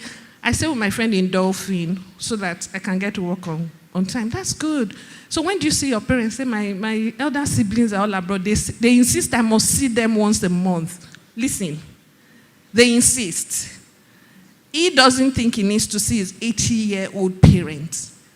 Someone abroad insists you must go and see them once a month. I said, okay, that's fine. What do you do when you get there? He said, I'll sleep, I'll watch TV. They're old. We can't talk much. It's okay. Who takes care of them? Say, they have a nanny and a steward. I said, okay, do you check their food, their drugs, their clothes? My sister abroad monitors all those things. I said, okay, so you sleep? He said, I sleep. I'll rest. Then I'll pack food and I'll go. I said, not hired to my team. And they came out. Funke was fantastic. He had all this in his. I said, he's not a helper. He is not a helper. He can't take a head of service role. A natural service person is a helper. And so they're uncomfortable till the customer is happy. It's from within. Do you get what I mean? So you can have all the degrees in the world. You need to start by getting those psychometric tests that would attract the kind of people you want, even in your sales team. Those are the ones that will close the deal. Because customers also don't care until they are sure you care. So that's the hack. From the hiring stage, get helpers and make sure you train on the other things. And I've heard someone talk about data today. Data really helps conversations. You want to go into the market targeted. If you want sales, business growth, data really helps. So let people be informed. Let them have information they can work with. And I always say that, I'm on the next slide now, please. And I always say that if you want to have those kind of people naturally, your core values as an organization need to focus on what you're selling to customers. Do you want respect? Let it be there. Is integrity high? Let it be there. I think I left out empathy. Yes, I did. Warmth, quality service, flexible, responsiveness, collaboration, positive experience, appreciative, patience, focused, positivity, follow-up, integrity, knowledge, respect, feedback, personable people, execution, timeliness, solution-minded. Typically, an organization that enforces its core value has already shaped the way people behave. So what do you need to achieve business growth? Feed it into those core values. And I think someone answered that question again. I think it was Shani, talking about strategy and business growth, right? Because if your core values and the behavior you are driving inside is at variance with what will win the customers to your side, then the strategy won't work and your people won't win in the marketplace. And let's go to the external bit. Let's go to the next slide, please. Thank you. For the external bit, you have to look beyond the norm. You can't win or be above and beyond if you're doing what everybody's doing. The oh my God, wow of yesterday is normal today. So at every point in time, you have to be thinking ahead. And if those are the kind of things you want to do, it also needs to be in your values and the practices you drive in-house. You have to understand your customer. I think someone talked about segmentation. Beyond segmentation today in sales is persona mapping. It's not just segment. Who are you developing a product for? What do they like? Where do they go? How do they spend? What would excite, interest them? When you put this in the market, what do you want people to think, feel, do? That is very critical. So understand the persona of your customers. And your CX team really helps with this because they are gathering feedback all the time, right? The other thing is behavioral science. Behavioral science is so big now in customer experience and even in sales. We have a product in my organization that we tweak literally every week because we're getting feedback from customers. We're looking at behavior. If a certain trend of people fall back on paying their loan, we trick the criteria again. What is the demography of these people? What do they do? How do they earn? Take them out of the automatic bucket. They need to give us a collateral to benefit from this loan. It is so easy to develop products to sell successfully if you do behavioral science. So you need to leverage it big. Every customer experience team, even in the way we send messages. I remember when we started here in Nigeria, I think it was 2 years ago, I was on a retail strategy role. I launched the savings promo, reward for savings promo, and I remember we would send messages and people would not answer. And then we got personas, we got in the room, we did some behavioral science tweaks, and we started sending a certain type of message. And the response, the uptake, even on our easy cash, a lot of things could change if you just understand what the customer needs to hear. And then co-creation, of course. If you want service or customer experience to win sales for you, do not develop alone. Get into the room with customers, co-create products. They know what they want. And of course, you know your most profitable. Someone was talking about the customer journey map. The journey map tells you what the customer should be doing at every point in time. You map yours. You match it with behavior. If you don't see behavior you want, get them into a room. By now, we thought you would be buying a car, buying a home. Do you know when they are promoted? Do you know when they have more disposable income and they need to do other things? So co-creation is also important. Competitive advantage. Do a SWOT analysis. What do you have that others don't have? What are you selling? When I show you the 5 top organizations, I think Fintrack did that survey for 2024. You would see there's always something you can pick. So nobody is above and beyond with nothing. And nobody is above and beyond with everything. There's always something. Just always something. I remember those days my kids were young. My youngest is 16 now. Those days we'll go to Disney and my husband and I will be so tired. Oh my God. Because the children knew everything. You know, they'd seen it on TV in Nigeria. And there you are thinking, maybe if we just go to one park and we see 2 rides, they'll be happy. No, they'll start mentioning names. Let's go and see this. You know what happens? You then see a Disney sweeper, cleaner, and you say, hello, please, where is this ride? Or where is the cinema where they are showing Elmo? Or where is Frozen?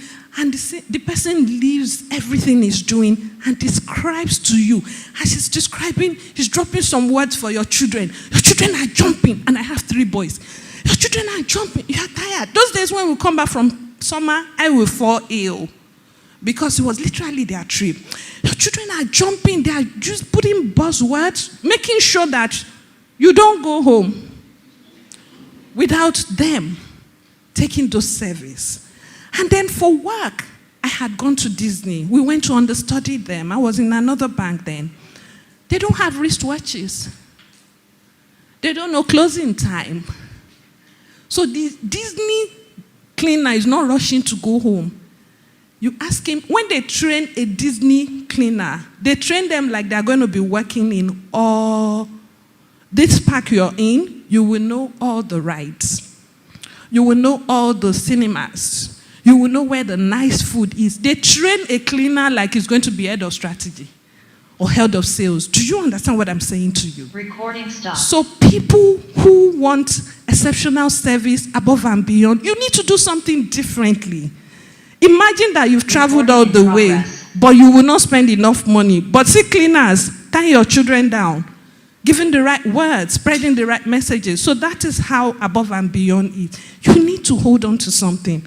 How is Apple holding us? How? I can't even use a Samsung again. It's like maybe we need deliverance, right? I can't hold a Samsung again. Everything. The last one they sold, they didn't give us charger. It's like jazz. Like who will deliver us? But here we are. I've been asking when he's 16, can we get it without a queue now? Do you understand what I'm saying? That is a competitive urge. How about Starbucks? The children are university in Canada. When I get there, they'll be talking about, what's that Canadian coffee? What's that Canadian coffee? They are Canadian. I said, this is crap. It's not coffee. Because we've got this Starbucks taste in our mouth. You go everywhere, you go and first looking for. You get outside the country, first go and look for Starbucks. It's just the taste. You know, they've held us down with the taste. How about Amazon? I just sit home, even in Nigeria, and you're shopping. They're delivering. You don't like it, they drop it back. The ease with which you sit down. Do you get what I mean? So something has to endear the customer to you. Customer service is not in the air. Customer experience is not intangible. It is. Your customer should say, that service is warm and personal. They go the extra mile. And I've told you, cost leadership is to last till the next person crashes his cost. God help you, you're in a Dangote industry and you're doing cost leadership. The man will come every day and just sell everything he has at a loss. That's your leadership strategy in the mud. So it just has to be experience. What do people like? What do they come back to? And that's what's important. Appreciation. Make sure you appreciate your customers. And remember, starts from internal customers, right? Because someone is advocating this message you have to customers. And so you should remember, of course, you need to have multi-contact channels. People don't need to look for you physically. Make sure that is up and dependable. Personalized user experience for clients. Feedback. Take it and utilize it. And of course, the product. Customers need to trust your product. I'm on the next slide now.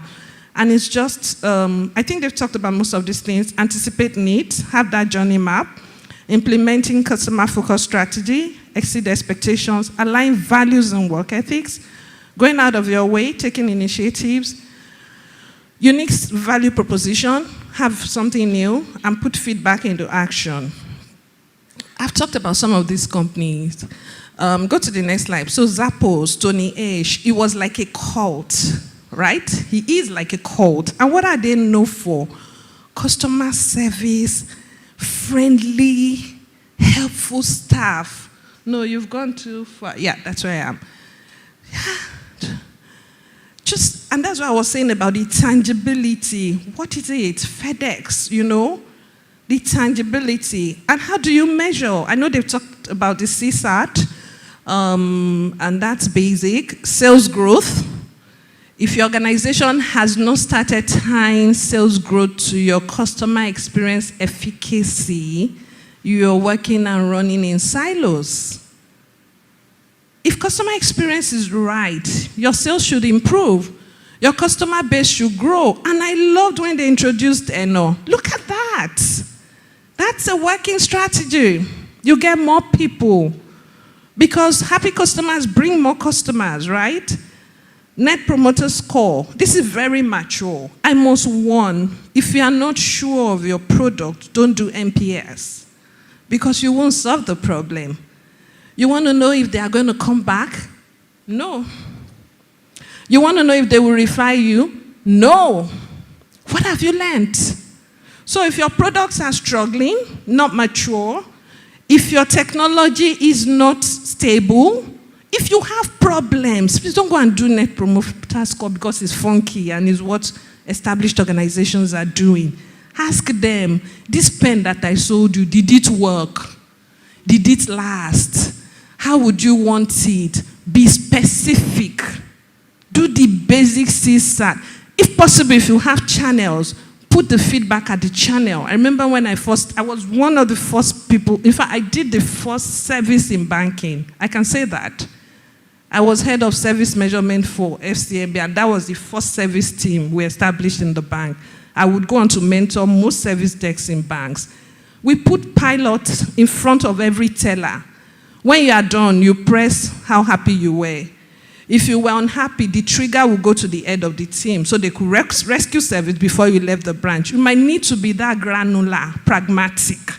If your product is not mature or your platform is not trusted, don't go and do NPS. And of course, employee satisfaction. If you've not tied your employee satisfaction to your customer experience, there's still a disconnect.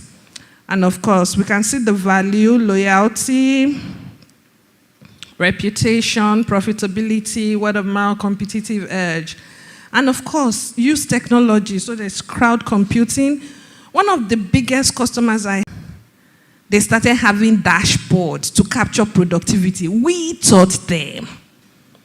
But we were just bankers selling to them.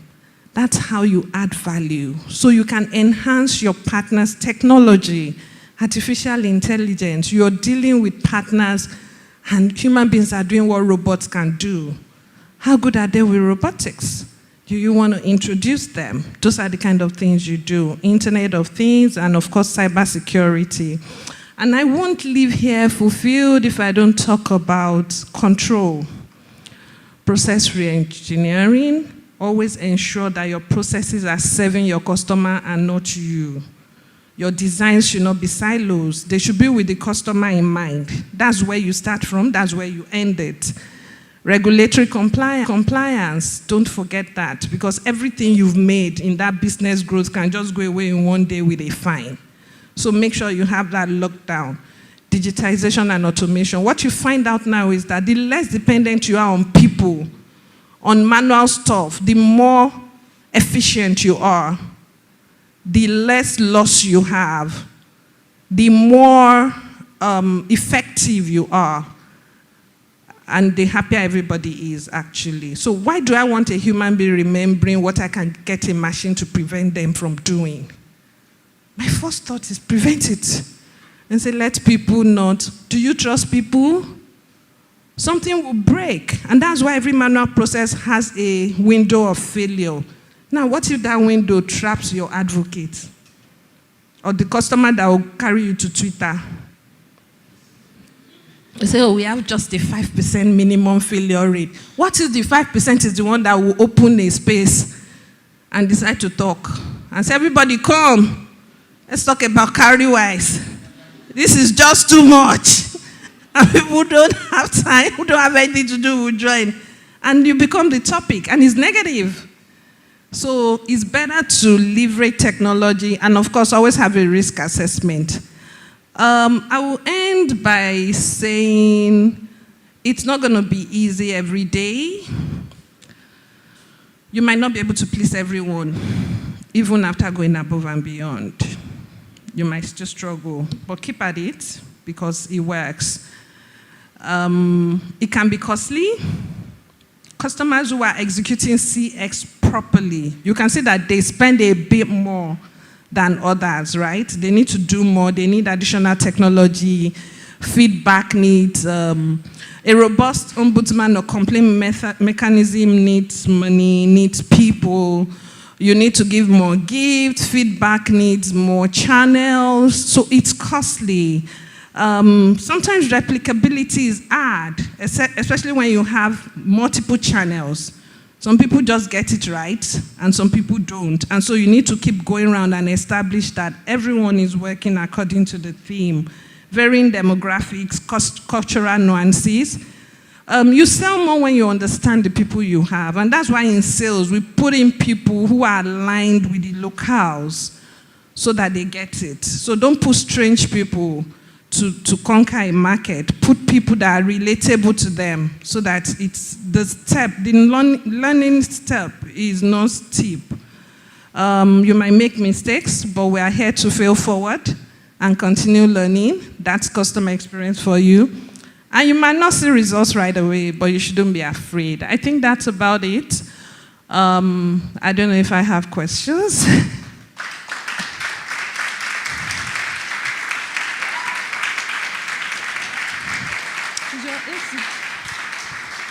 Seems the AC up here is off. Like I'm sweating, but I don't know. It's my customer experience. Am I done? Okay.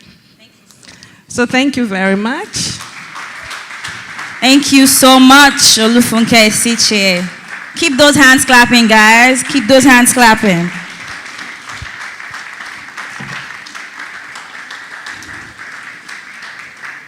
Thank you.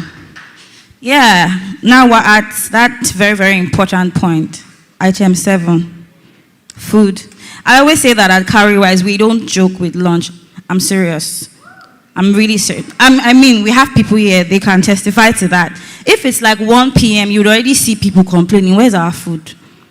And they have every right to complain, right? We don't joke with our food here. You'll soon step out. We'll soon ask you guys to, step out to go and have lunch because we don't joke with our food, yeah? And the same way that we treat people at Cowrywise, the same way that we treat our customers. You are going to have an amazing lunch soon. But just before you go, I need you to go to slido.com again so that you can upvote for the questions that will come up on the second panel session. In case you need the code, or you can just go to the menu option on Slido. For emerging technologies, the code is 3394524. 3394524. Take that one more time. 3394524. Remember, as you take your lunch, remember to connect with somebody. I'm going to ask you to do something when you come back, so please connect with somebody, right? Just to my left, there's Precious. Precious, if you just wave. Precious, CX baby, please wave. Yeah, please follow Precious. She's going to lead you out to have lunch. Please follow Precious, and Dami will take care of our invited and special guests. We'll be back here in 15 minutes, so please Make sure that you don't stay there and, don't come back. Please eat very well and come back. We'll be expecting you in 15 minutes. Thank you so much, everyone.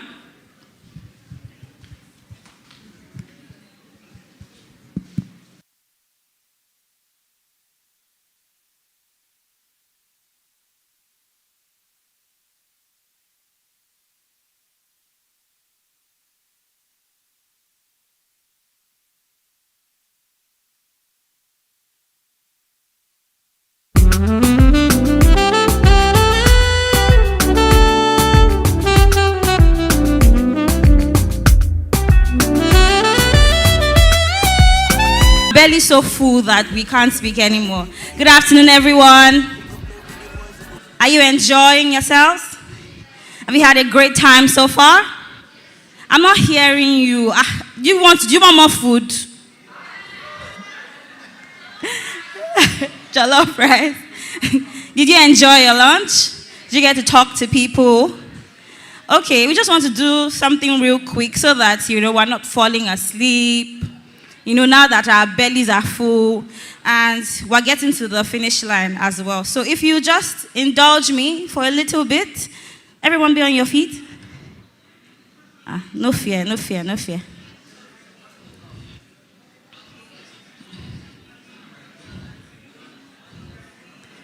Are we all up? We're just going to do my head, my shoulders, my knees, my toes. Yeah, I know. Our teachers used to do that just to bring us back to life. We need to do that, right? Are we ready? So we just do my head, my shoulders, my knees, my toes, my head, my shoulders, Are we ready? Are we ready? Okay. 3, 2, 1, and go. My head, my shoulders, my knees, my toes. My head, my shoulders, my knees, my toes. My head, my shoulders, my knees, my toes. Give yourself a round of applause. We're not done. Did we meet anybody while we were having lunch? I saw some people, gisting and really, really talking, dropping gems. Did we meet anyone? Did anybody meet anyone? Okay, so I need you guys to go to the person that you met during lunch today. Just go and stand beside them. If they're in front, if they're at the back, just go and stand beside them. Real quick, guys. It doesn't matter, don't worry. It doesn't matter.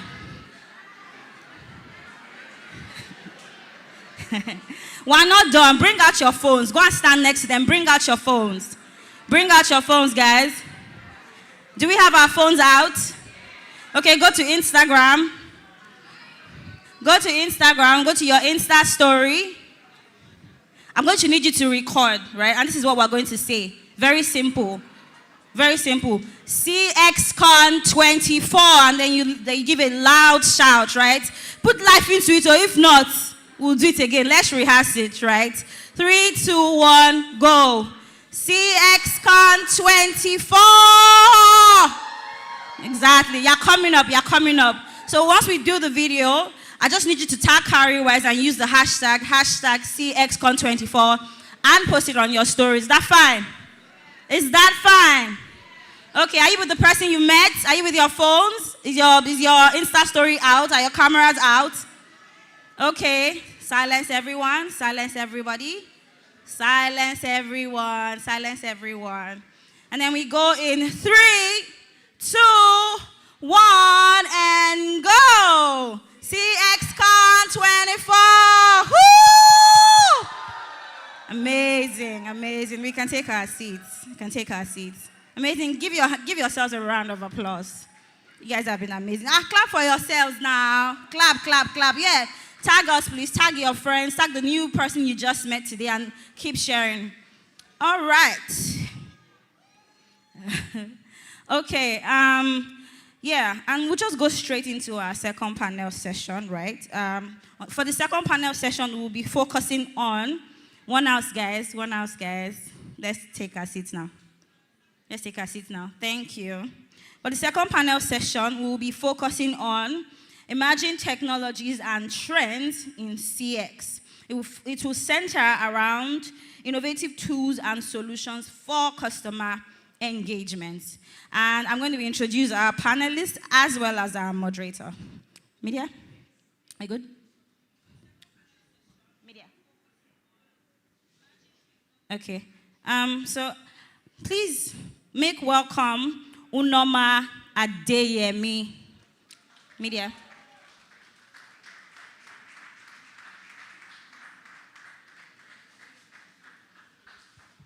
Please keep clapping, keep clapping, keep clapping. She looks amazing, right? Keep clapping. Experience, driving revenue growth and building strategic partnerships across the telecommunications and technology sectors.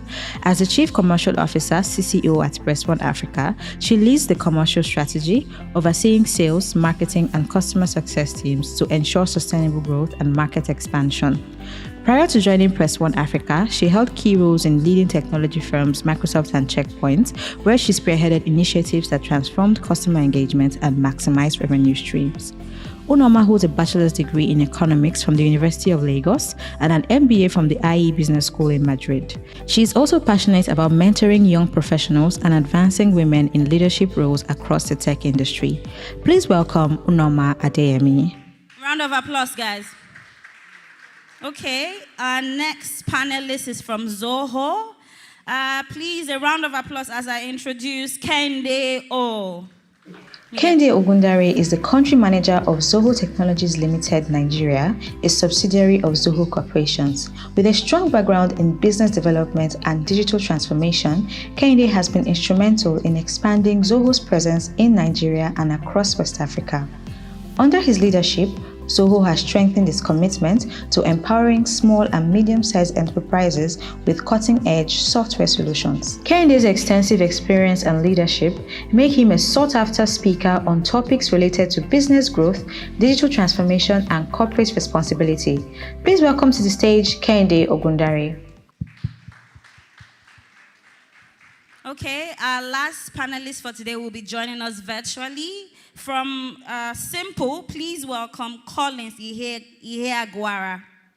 Collins Iheagwara is the founder of Simple, an innovative omnichannel customer support platform designed to streamline business-to-customer relations. With a strong foundation in product management and human-centered design, Collins led his team in developing Simple to solve the challenges of fragmented customer communications. Since its launch, Simple has expanded to serve over 2,000 businesses worldwide, making a meaningful impact in the customer support space.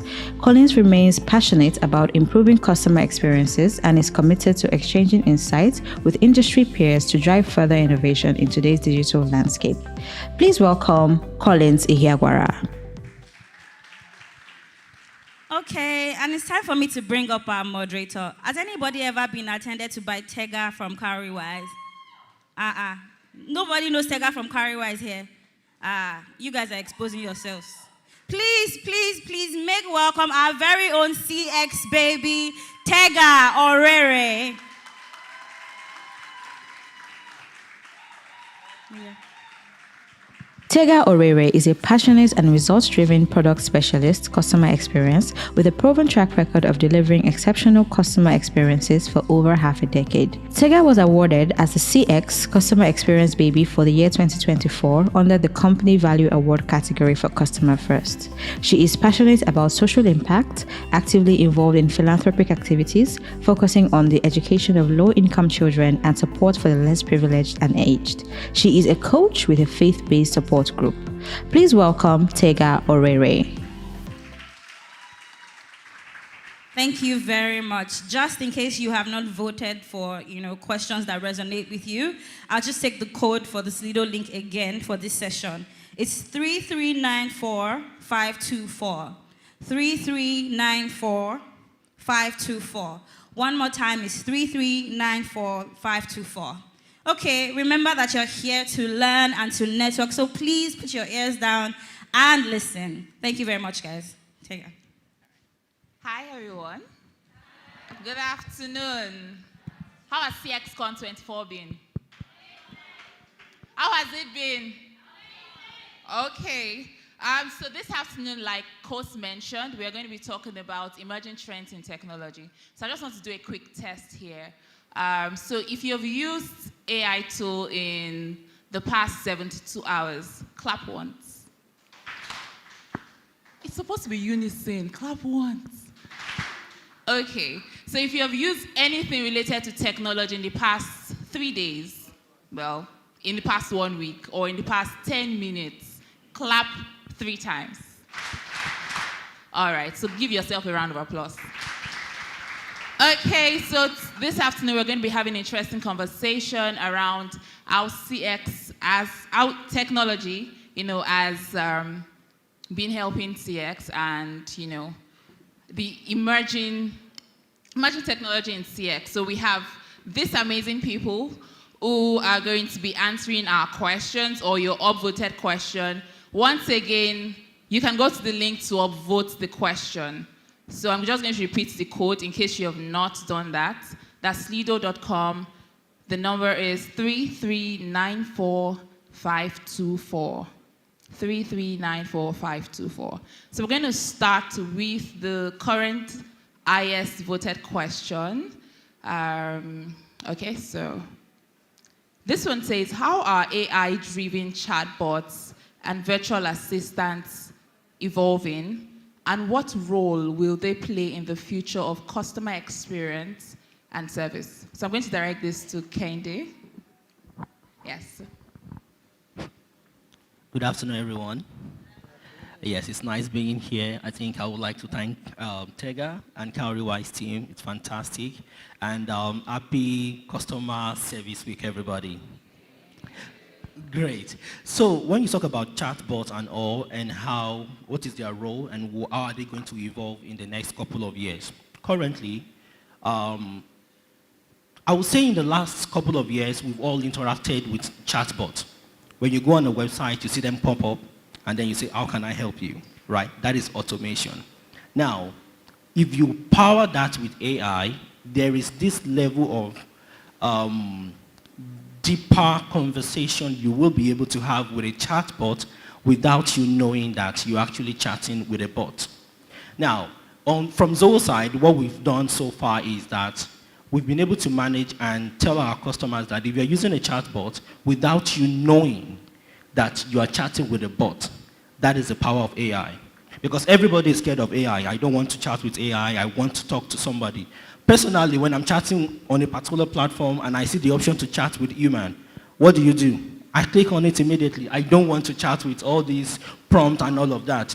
But AI has come to empower businesses, so you wouldn't have to be at the back of a screen trying to respond. So AI is trying to humanize your interaction using the chatbot. At the same time, I think in the next couple of years, everything will be fully automated. So you better be ready. So as the customer support specialist, as a customer support engineer, whether you are working at the front end or the back end, you need to find a way to personalize and humanize that chatbot using AI to be able to deliver quality service. I think that would be my response. Okay, so I see Collins, and I just want to be sure that you can hear us. Hi, Collins. Oh, we cannot hear you. We just want to test that.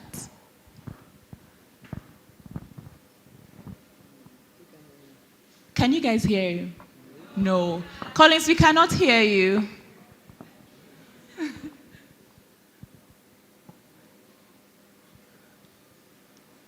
Okay.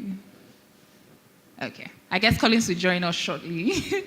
Okay, so moving on. Okay, everybody wants AI. Okay, so there's still another question regarding AI, but I'm going to merge this with another one.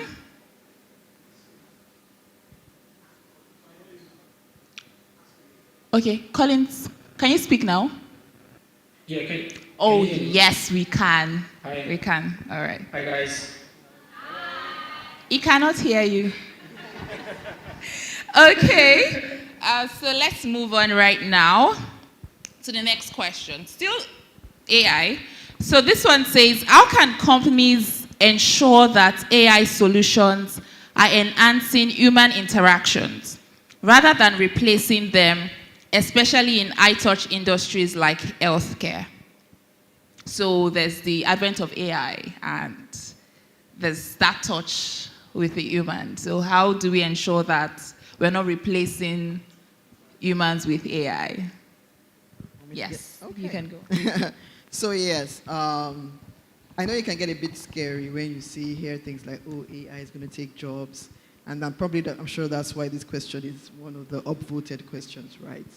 I think it's very important for us to remember that when we are implementing AI, especially in high-touch industries, high-touch businesses, right, what we need to remember is this, right? We have to clearly define the tasks that we assign to the AI versus what we assign to human beings. For example, in healthcare, right? I know, and I'm sure you also attest to that, if you go into a hospital and the whole admin process, you run through it so quickly. I'm sure your experience in the hospital is, oh, you have to wait, they will have to send your file to the doctor will now be looking through it and all that before you, like, at least you spend 45 minutes before you actually see a doctor. Now, that is a huge opportunity for AI to help make that whole process seamless, such that by the time you get to your doctor has already read through your file. The AI has predicted what could be the issues, and the AI has brought up to the doctor's dashboard that, look, he or she has a history of, I don't know, diabetes, of high blood pressure, whatever. So all that information provided to the doctor at an instant so quickly, such that the doctor can now use the information that the AI has brought to him to make faster decisions, right? But, and I'm sure you will understand that look, if your doctor has, like, in a glance, everything, all the possibilities that could be wrong with you based on the symptoms you presented in that particular consultation, that doctor will be more empowered to make the right diagnosis that will help you get well, right? So what we should all remember, while we're trying to deploy AI to high-touch areas like healthcare, is this, right? Everything, all the simple tasks, let AI handle that. All the complex tasks, all the things that require human touch, diagnosis, the empathy, all of that, leave it to the humans as is.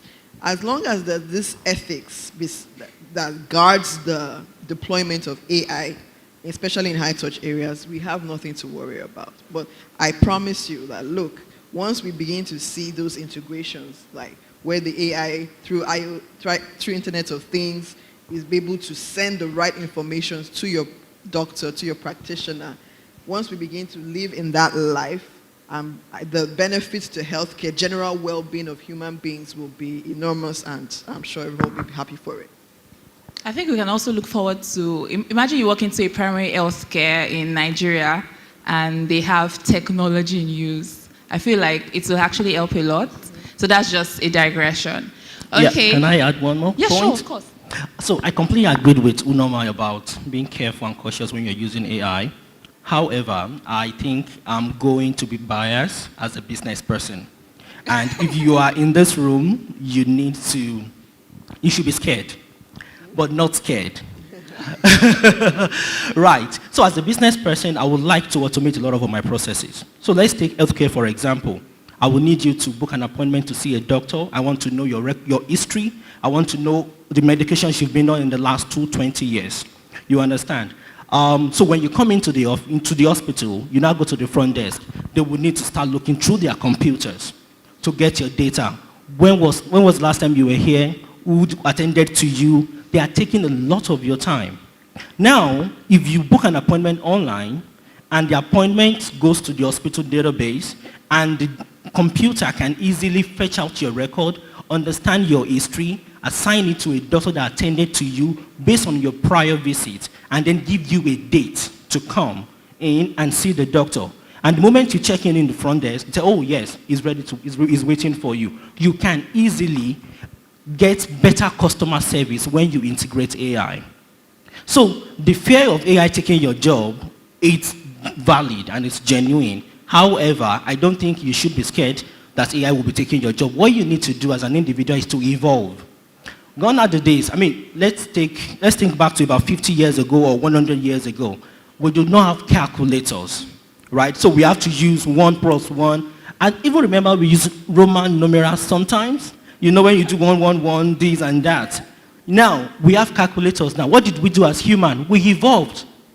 So the mathematical questions we're having today is not the one that you would need to do Roman numeral. Is it Roman numeral? Yes, I can't remember, you know. So I'm telling you that people born 5 years ago, they can't even understand what that is all about. So So what we've done as human beings is we've been able to evolve. The new problem we are facing now is at the higher level. So when you're talking about customer experience, as a businessman, my priority is the convenience of my customers. When they walk into my establishment, how seamless it is for me to deliver my service. So you need to find a way to adopt technology at every touch point to ease the customer experience in obtaining the service they want from your business. So should you be scared that AI will take your job? Yes. Should you not be scared if you are evolving? So which is why you have to maybe take on courses and all of that. And especially business people, business owners, you need to find a way. A lot of us here, we complain about customer service from a lot of organizations, and that is because you are dealing with human, and human capacity is limited. And that is the truth. If you are able to interact with AI without you knowing that it's AI, you give them thumbs up, trust me. So that would be my contribution to 94 52 4 3394 524. If you need me to take that again, you can wave. So I think we are good. I want to see the votes coming up. I'm not seeing them. Hi, can you hear me? Yes, we can. Welcome back. Oh, I don't know, was it my network or was like... There was an interruption. Oh, I see. Oh, okay. A disruption. Do you guys want to go on, or like we could just skip to the next question? Please go on. We want to hear from you. Oh, okay. Yes, So from the pie chart illustration. Yeah, okay, yeah, so Yes. I was saying that I think we tend to think about these things slightly differently. We think that as technology gets better and AI is like the main theme, humans get more valuable down the line. So I don't really think that you should be scared of losing your jobs. I do agree with my colleague over there saying that you need to evolve. But I don't think you should be scared about your jobs, because if you put a hypothetical pie chart up and you have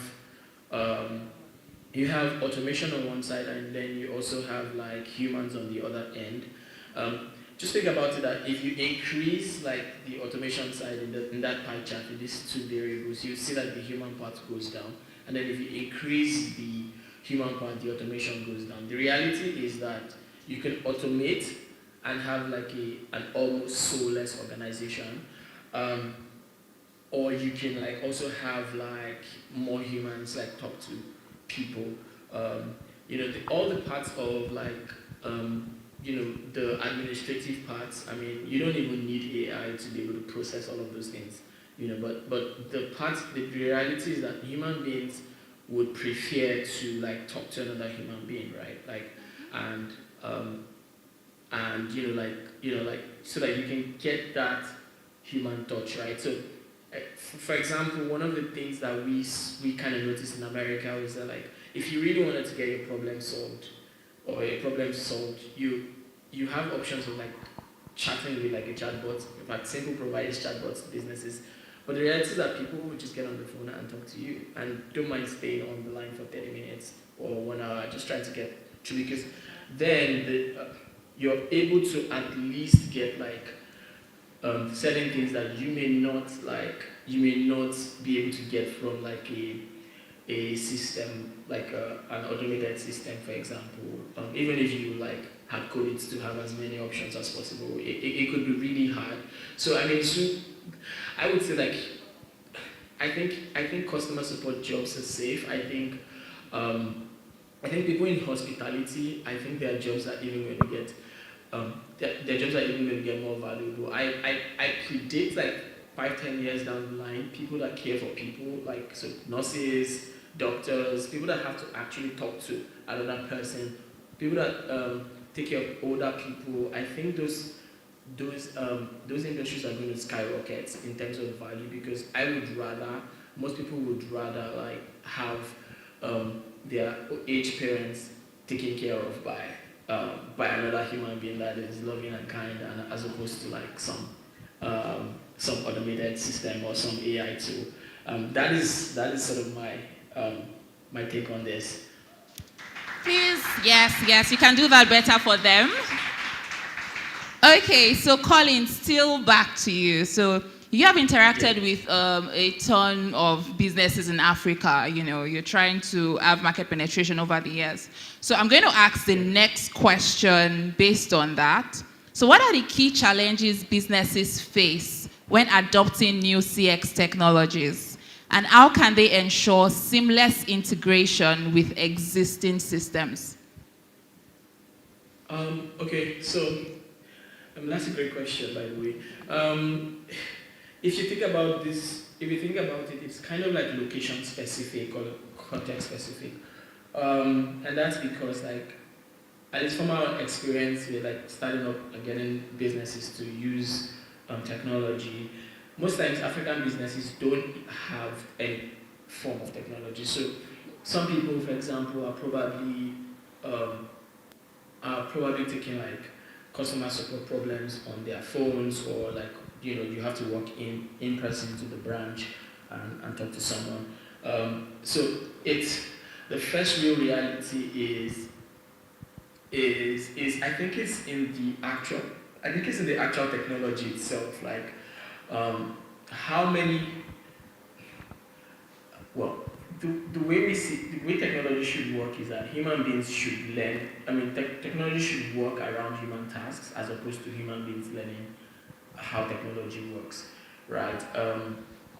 It should come naturally as well. So when you try to sell or bring technology to people or to businesses, most of the time the technology forces a complete rewrite of how the organizational structure, the existing organizational structure. So for example, you have to learn how to use this, you have to do it in a certain way, you have to follow this pattern or that pattern.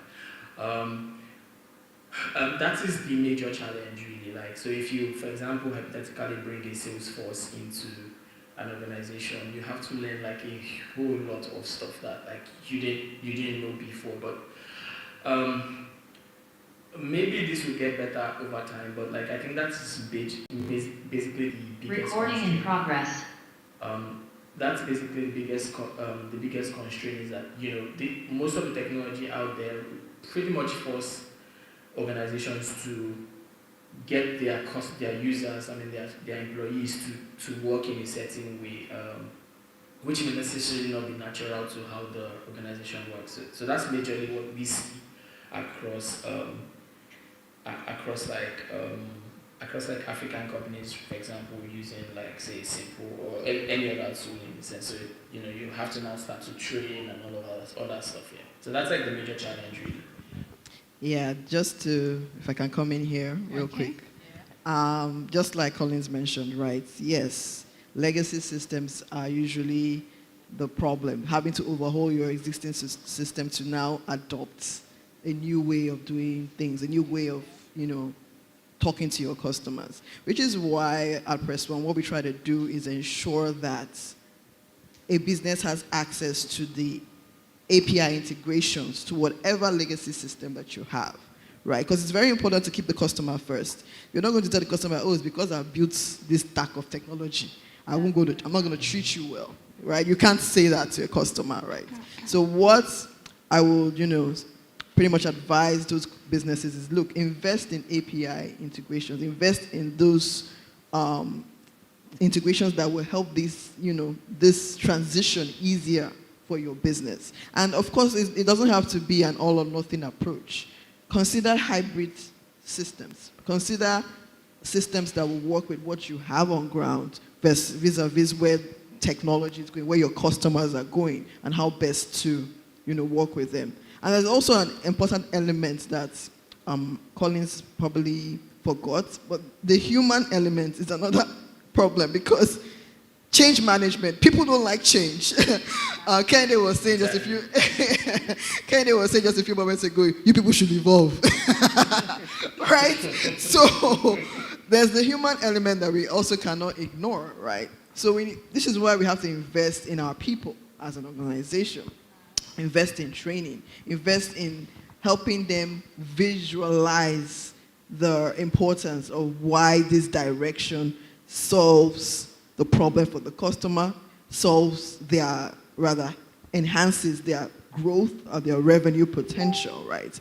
And we have to be in their faces. So these trainings cannot be, oh, annually. It has to be like a series of properly curated ways to shift the mindset of the people behind the brand, the people behind the company, such that they see their customer first. So it's not just that like, oh, they are just, talking the talk, but they are actually walking, because that's what we tend to see is like, okay, we know customers, we need to be more, customer focused, and we just, do a cut and patch approach, right? But the people themselves, the people behind the machines, the people behind the tools have not evolved enough to make sure that the experience, the experience to the customer is in line with the customer's expectations. And this is why training is also very important.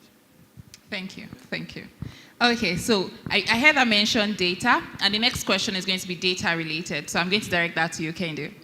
Okay, so how is the use of big data and predictive analysis transforming customer experience? And how can businesses leverage these insights for more personalized interaction? Thank you very much for that question. I, for one, I believe that data is very important for any business owner, whether you are small, medium, or big, even if you are a solopreneur.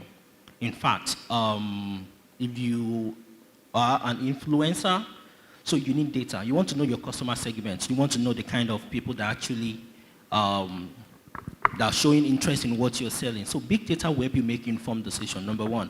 Also to help you tailor your approach to your marketing, how you support your customers, the way you engage them. So you have a pattern, right? And which is why technology you cannot leave technology out of this conversation. When you talk from A to Z, you still have to find a way to make sense of that data. We talk about big data, that's talk about personalization. You talk about how to automating the, in fact, when you send, I usually make an example of your birthdays. You receive an email from your banks, right? You will say, hey, GTB or Zenith, or, oh, they are wishing me happy birthday. Trust me, nobody will remember you, They don't know that it's your birthday. It's automation, But what they've done so far, what that has done for businesses is that it's kind of it humanized that engagement with that bank. So when you send me happy birthday, oh, wow, fantastic. And they do that 12 a.m. sharp. Do you think somebody's behind their desk to send you an email happy birthday? That is the essence of big data and how you can actually harness that opportunity, the analytical part of your business, to give your customers that humanized, personalized engagement with your brand. So I think it's important for us to adopt and also use that to enhance our businesses, especially when it comes to customer support. You want to know that. So can you imagine a scenario whereby you call your customer service and they say, hi, my name is Kende calling from Zoho. I see that last week you were here, 2 weeks ago you have this issue. Why are you calling to? How can I help you today? No, why? So instead of me saying, okay, you spoke to somebody, oh, let me pass your phone, let me transfer your call. Okay, I'm sorry, this is not the right department. They keep transferring. What is your name again? What is your ID? That experience alone, it's very, very annoying.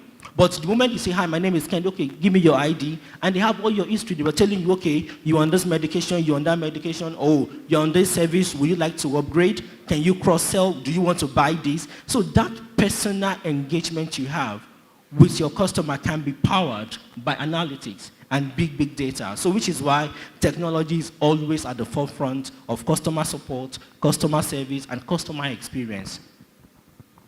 All right, so I just remembered something with the illustration you gave regarding birthday text. And I got one some weeks ago, and I did not even imagine, I didn't have to think whether was it an AI that sent it or was it automated. It was just a text, and I remember how it made me feel. So I really can relate to that part where we're not really thinking about who sent what. Okay, I'm going to direct this to Collins. Hi, Collins, you still there? Hi. Okay. Okay, so this one says, what are the ethical considerations of using customer data for hyper-personalization? And how can companies maintain trust while adopting data-driven CX strategies? I really love this question. Yeah, my brain is thinking about this. So I think that, firstly, every data that is shared with like an organization. So, whether it's a message, whether it's an email, whether it's a voice call, I think it's legal to. It's only legal that you're not, for example, you're not like selling that data. That's like the first thing. That's like the first ethical whatever it is, right? You're not like, you don't have any data brokerage anywhere. But like in terms of when you want to use it for personalization, I feel like those data points are, this is probably where you need like a human being. Like those are parts where you actually need human beings. So really sort of just think about like what that user journey or what that user experience that you're trying to create is, right? Before you then start to apply these data points that you're already gathering. So let me try and work out an example. When say a bank sends you, let's use a hospital because that's where it's like super sensitive. Let's say that you visit a doctor and you are to visit a clinic, and then when you're done visiting the clinic, the user experience is supposed to be like you get a text message to say, "Oh, thank you for visiting this Collins hospital." And in that text message, because like of course the hospital already has like your diagnosis, has like your this and that, but imagine that scenario where you get a text message from the hospital and they're saying that like, "Oh, now you have this disease and blah blah blah, and please take your drugs." Even though they have that data, they have all of that, it would come off, to someone like me, it would come off as weird. That's the first text message I get from an organization saying this. Because even though I shared some of these things with a doctor, I don't know if it makes any sense. Like, I'm getting the thank you for visiting the hospital, and I'm getting some of the data points that the doctor has just mentioned. Even if it's in the database, like it doesn't make sense to like put that out, right? So the way I see it, or the way we at Simple see it, is like, okay, you can gather data, do not share data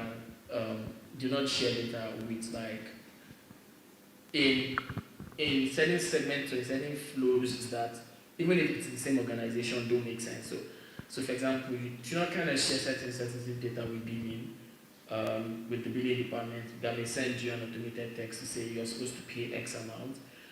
You can't start to see your billing text message, your diagnosis, for example. Like there are certain things that that shouldn't come out of maybe whatever segments and whatever flows that you're designing in-house. Not to even talk about like taking this data outside of the organization.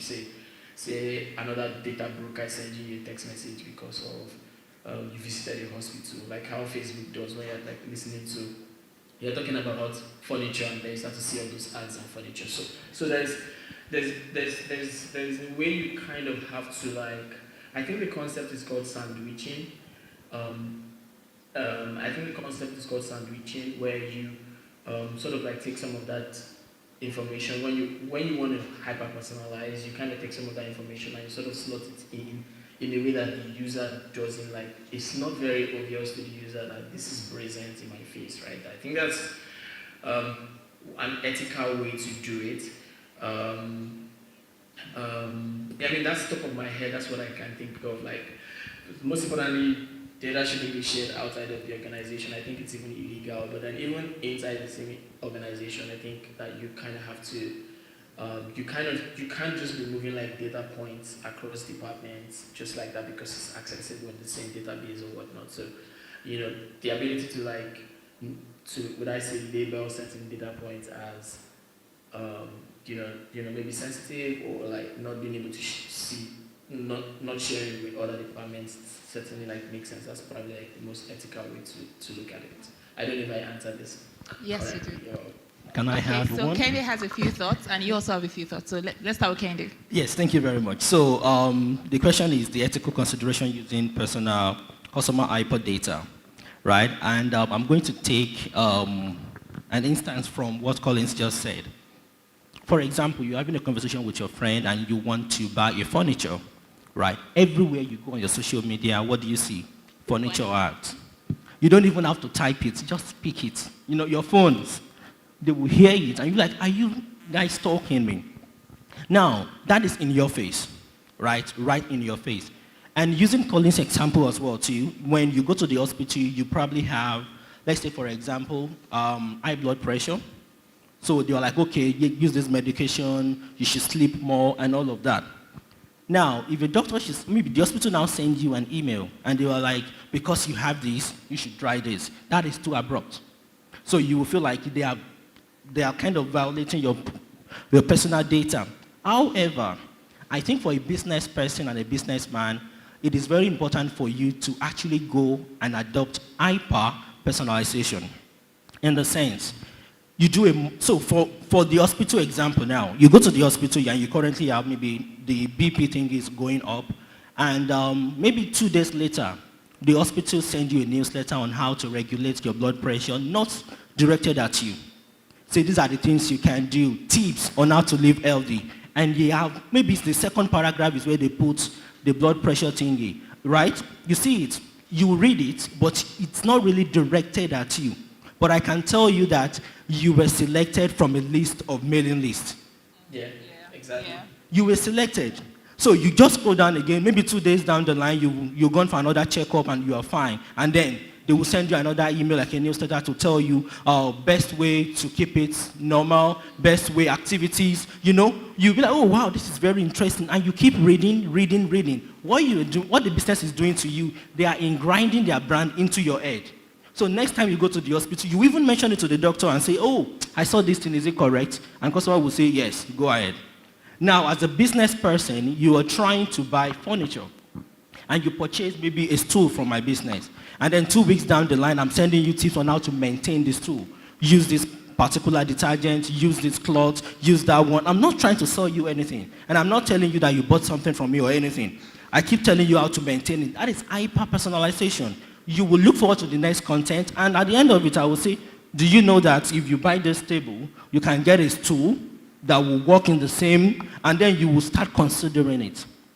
You see, as a business person, that has actually influenced the way people deal with your business. Not just on the buy and sell. There is an emotion that has been attached to that conversation. And that is what hyper-personalization will do for your business. But then, before you do that, you need to make sure you get consent from your customers. You need to make sure that you are compliant with the local laws, NDPA, data privacy, data policy, all the laws you need as a business owner to make sure that you are not breaching anything. And trust me, if you ask anyone here that, do you consent to us sending you promotional this thing, they will say yes.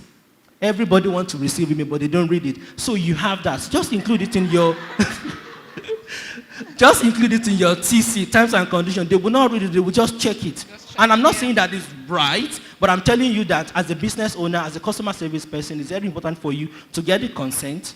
And for a business person, I talk as a businessman, so you need to know that you should have all these things covered. At the same time, you need to harness that power of personalization. It gives your brand that personal touch. Even though it's AI doing it, people tend to have that emotional connection to your brand. And I think that is also the best way to manage that. Thank you. Okay.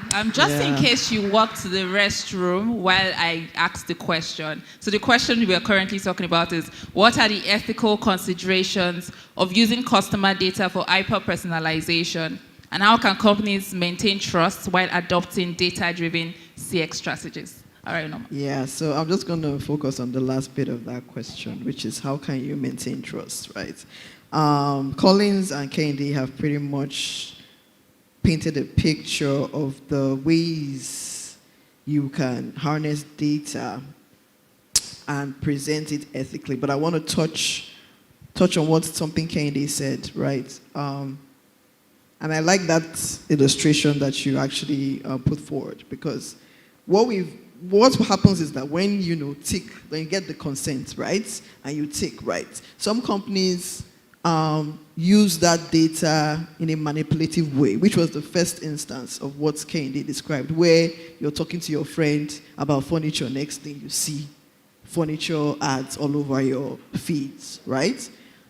As a company, and I think going forward, what we should be focused on, what we should adopt more of is the second approach, wherein after the purchase. So in a post-sales situation, you now harness that data to make that customer feel seen, right? Feel thought about, right? Because you're no longer after the money. You're now after the customer as a, loyal customer for the future of the company, right? So it's very important that when we do get that data, that we don't manipulate the data we are not seen as manipulating the data. I mean, using the data in manipulative ways to get you to get a sale, right? Because that is what irritates us as humans. That's what's like, whoa, you after my money, please leave me alone, right? So it's very important that as companies that we learn to adopt the post-sales approach to mining that data. And another thing that we also need to be focused on is, how do I say it right? Once you, it's just my mind. 1 second. Goodness. So when you got the data, you got the consent, you're not using it manipulatively. Oh gosh, she left me. Don't worry, if it comes back. All right, that's fine. So you'd agree with me that we've had such an interesting conversation. Yeah. There's still a lot of questions, but we have a constraint with time. I told you to vote, no vote. So this is where we're going to draw the curtain, but I'd like us to give our panelists a very round of applause. Thank you so much for joining, Collins. And I hope now we'll see that technology is very important for our customers. It's very important for how they feel across every touch point. All right, thank you very much. Thank you, guys. Bye-bye.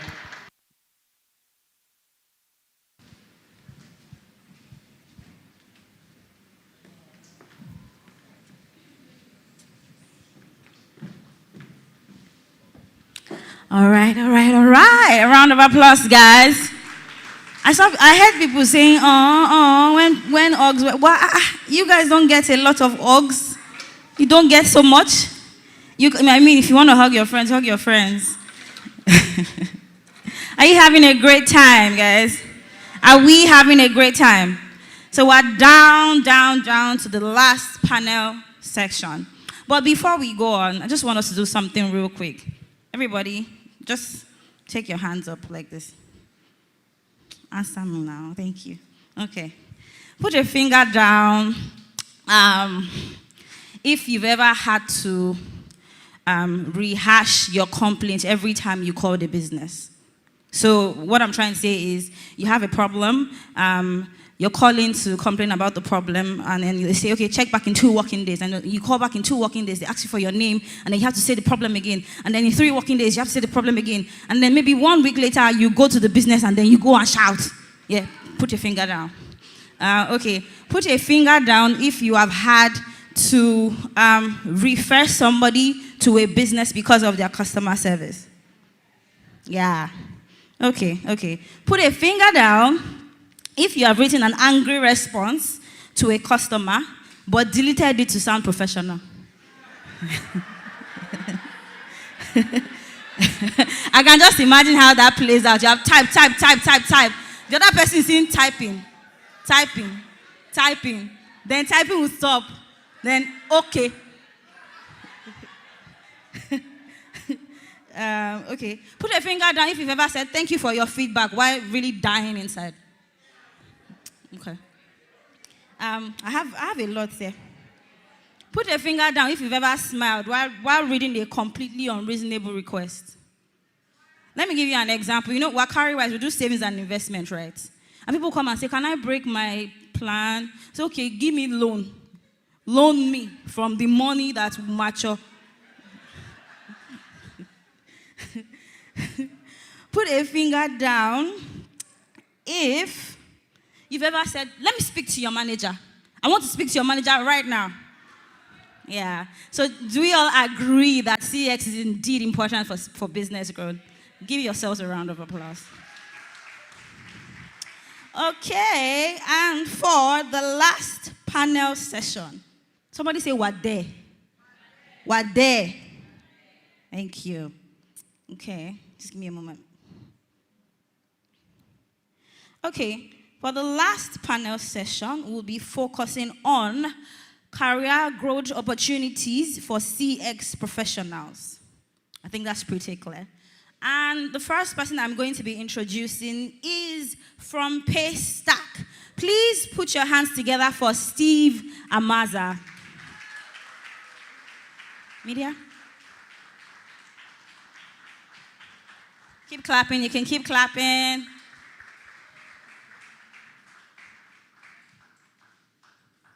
Steven Amaza is an experienced customer success leader with over 8 years of experience. He currently serves as the customer success lead at Paystack, overseeing developer relations and customer operations across 6 countries. With a passion for driving innovation, Steve is committed to empowering African businesses through technology-driven solutions and operational excellence. Please welcome Steven Amaza.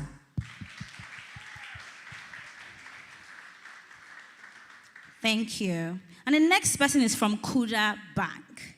You can clap, you can clap. Please make welcome Elizabeth Ekanem. Elizabeth Ekanem is the head of customer experience at Kuda, where she leads data-driven initiatives aimed at elevating customer satisfaction, loyalty, and retention. As a dedicated service delivery enthusiast, Elizabeth has held leadership roles across contact center management, customer complaints resolution, regulatory engagements, and service training development.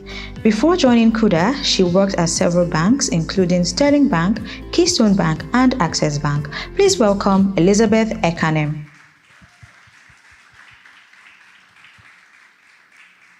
And for my final panelist from MTN, everywhere you go, are you ready to talk? So many things now. Please welcome Ademiju Ibilola. Ademiju is a versatile sales strategist cum customer experience journey expert with vast experience in C-suite management consultancy in over 15 years at MTN Nigeria Telecommunications PLC. He's an alumnus of the Geography Department at the Obafemi Awolowo University, a mentor and prolific change program expert. As a customer experience design and implementation manager, he leads cross-functional teams in defining and enhancing the MTN Nigeria's customer experience strategy. He collaborates with key stakeholders across varied industries, analyzing data and identifying opportunities to deliver high-quality results. Please welcome Ademiju Ibilola. Okay, and for my moderator I already said I was going to introduce her differently. I always call her my boss, and you understand. My bosses are here, but you know there is boss before boss. She falls under boss before the boss. Does anybody, use any of our investment products here? Managed portfolio, Naira Mutual Fund, Dollar Mutual Fund. Yeah, this person, so you know that we're very particular about CX, championing business growth, right? And CX as a growth engine. This person used to be in the CX team at Cowrywise and became the first product manager at Cowrywise. I think she deserves a round of applause, guys. Please welcome Yamirama Ashama, popularly called Yami, or as I like to call her, Mrs. J. Yamirama Ashama is a senior product manager at Cowrywise, a digital-first wealth management platform grooming the next wealthy generation of Africans through their products. As a product manager, Yami's experience cuts across managing product partnerships and building and managing the life cycle of B2C, B2B, API, and internal products, delivering value to its users and driving business success. The pioneer product manager at Cowrywise, Yami, laid the foundation for its product management function and continues coordinating and supporting the team's activities. Before Cowrywise, Yami taught user experience and interface design at Mountaintop University, where she helps students discover the world of digital product design, empowering them with a fundamental knowledge of the field to kickstart a career in it or apply its principles in any sphere. Yami is also a singer-songwriter, Bible teacher, product management tutor, and mentor. Please welcome Yamirama Ashama. It's not easy. It's not easy. Clap now. Clap, clap. Okay, as always, make sure you learn something and make sure you listen. Enjoy. Thank you, Kos. Good afternoon, everyone. Okay, how are you guys doing? All right. Before I go on, I wanted to just acknowledge those who are online. I think we've been having a good time here, and I hope you guys have been having a good time. Can we just give them a shout out, let them feel the love from here, that we're excited to have them be a part of this. All right, thank you. And please put your hands together for this amazing panelists that we have here. Okay, so we'll just go right into it. So this session is focused on career growth opportunities for CX professionals. And yeah, so that's pretty much what we're going to be looking at. But again, we will need you to vote, just so we know what questions are top of mind for you. And we're also jumping on that. I'll probably say maybe I'm a bit more generous than the other panelists, but if you have questions that you think we've not added, you can add it, and if we have time, we'll take it, okay? All right, so again, we're going to slido.com, and then you're entering the number 3576905. 3576905. Do we all have that, or should I take it one more time? Okay, 3576905. All right, I'll just go and get started with my very first question. So I think before we jump into, giving advice and all of that to everybody that's here, I want to hear your story, right? How did you get into CX, and what has your growth trajectory been like? So I'll start from Ademiju, then Elizabeth, and then you, Stephen.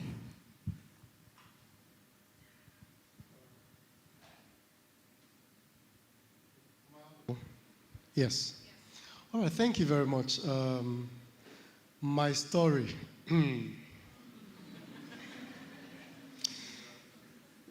I'll make it very brief. Many a times, a whole lot of us always have it, set, ready. We have planned everything. You know where you are going. You know where you are. You know what you need to get to where you are going. But there are some of us also that are not as, if you permit me, for lack of a better word, smart. So you see some people, they call themselves accidental civil servants, accidental presidents.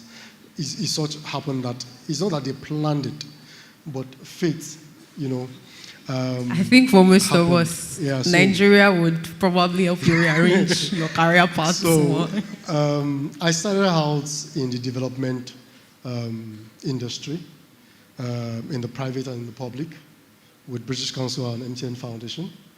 And that was because that was where my heart was going. I like to help people naturally. I like to give back to people. I feel that life has given me so much. I've been one of those that are privileged enough, to live without many things, and be too grateful for what we have and where we are. But will that bring bread to the table? No. So my curious mind started taking me to how does these funds that we're using to do good, how do they come by? Who are those responsible for making the good? How are they doing it? When you're hearing the numbers, at times, first time when I got sales, they asked me, how much do you think we're making per month? Then I said 2 million. Then everybody, everybody started laughing that if you're making 2 million, do you think we will be able to pay you? And that tells you how naive I was, But it was my curious mind that made me to foray into the commercial part of the business. I wanted to know what is feeding the foundations that I've been part of and built. I wanted to know what is going to be sustaining it going forward. So going into the commercial, I got into sales. And as a salesman, I was very, very bullish. I was in sales strategy. We just focus on the books. without the heart part, but my heart was still going to the people, At every time when we are crafting sales strategy, something in me will be telling me, this is not right. But sales is about meeting your target.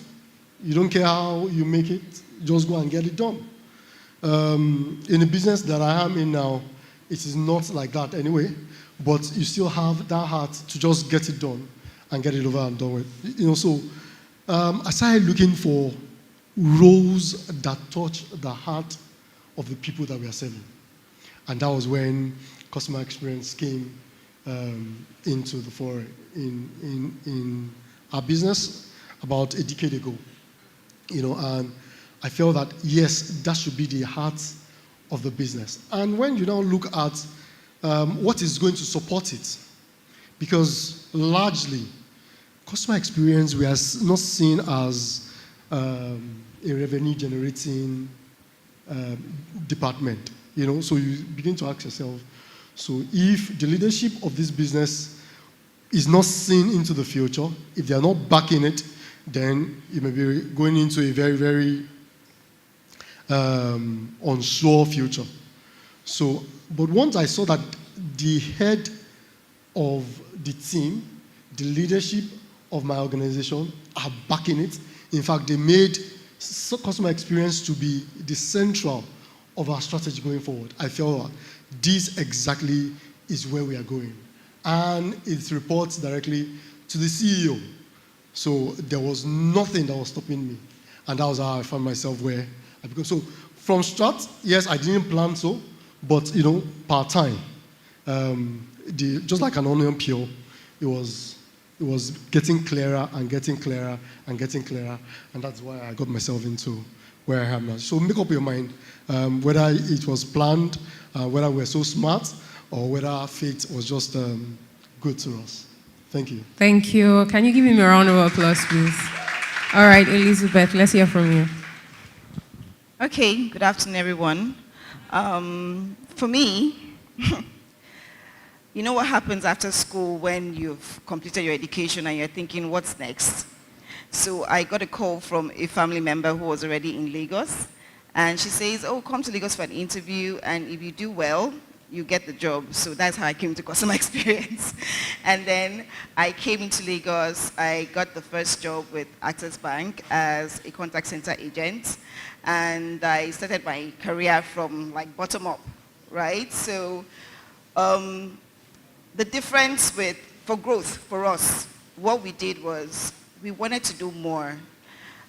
Joining the team at the time, so many years ago, I had some people who were already in the organization as contact center team members, but I can say my growth was rapid. So 3 months into being a contact center agent, I was made to lead my team. I became a team lead.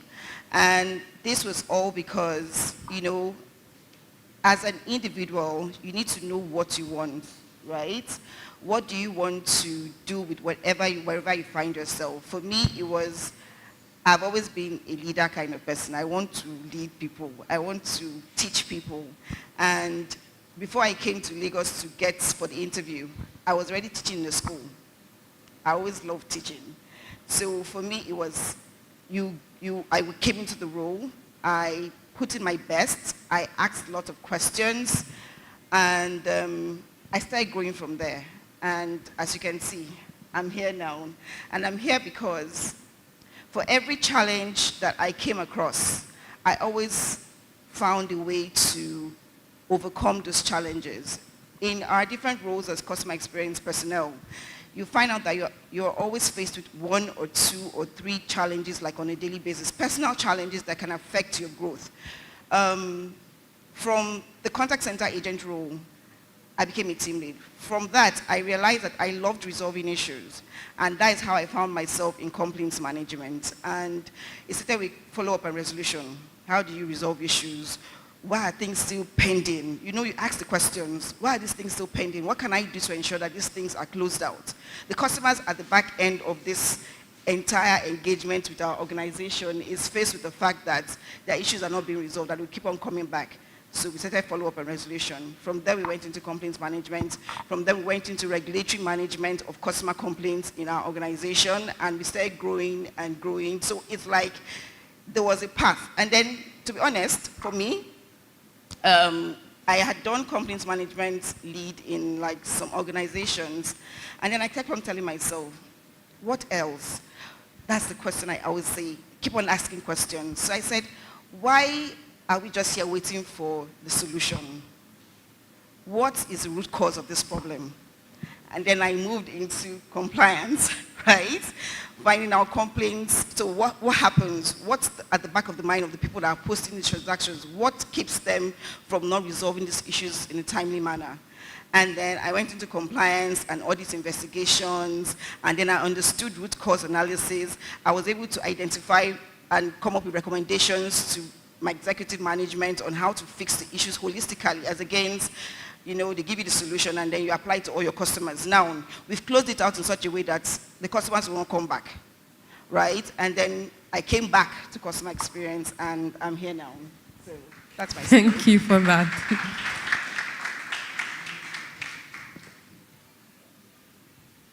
Oh, I think Stephen's mic is not. Oh, I think you need to turn it on. Is it on? Okay. Media, please. Oh, yeah, please go on. Yeah, hi, everyone. So for me, I'm not even really sure where to start, because things happen very gradually, and then all of a sudden they happen very quickly. But if I'll take it all the way back, I'll say how I got to this place is, it actually started with a very cold email way back when I was in university. So this was way back, and there was this music app that I liked because I really love music. So I'd gotten like my first smartphone. It was a Samsung Pocket, and that app was on the Play Store, and it was a Nigerian app built like streaming and selling music for downloads at first. And I sent an email to the developer saying I really love the app, and I think, you know, there's a chance for us to have our own iTunes, and, you know, just suggested a few things that I thought would be great if they had it. And the CEO emailed me, and he said, I like how you think. Can you come and work for us? So I told him, actually, I'm still in uni, but have, you guys know IT, the thing in your third or fourth year. So yeah, he said, okay, I should come along, and that's how I came to Lagos. And it's such a funny, long story. But when I got there because A, I love music, B, I love tech, and that was the perfect, you know, synergy of both. So when I finished, you know, doing my IT there, they told me to come back and work full time, and I did. While I was there, I realized I wanted to do more of tech, very much more of tech. And I was already studying computer engineering, so I kept doing that while working for them. I was working with their artists at some point, building websites for them, just helping them with anything technical.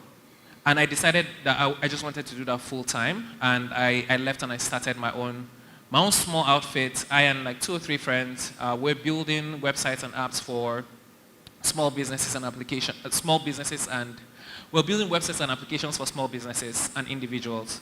So fast forward a few years later, the economy got so bad that I couldn't run the business, and I realized I didn't have any idea how to actually run a business.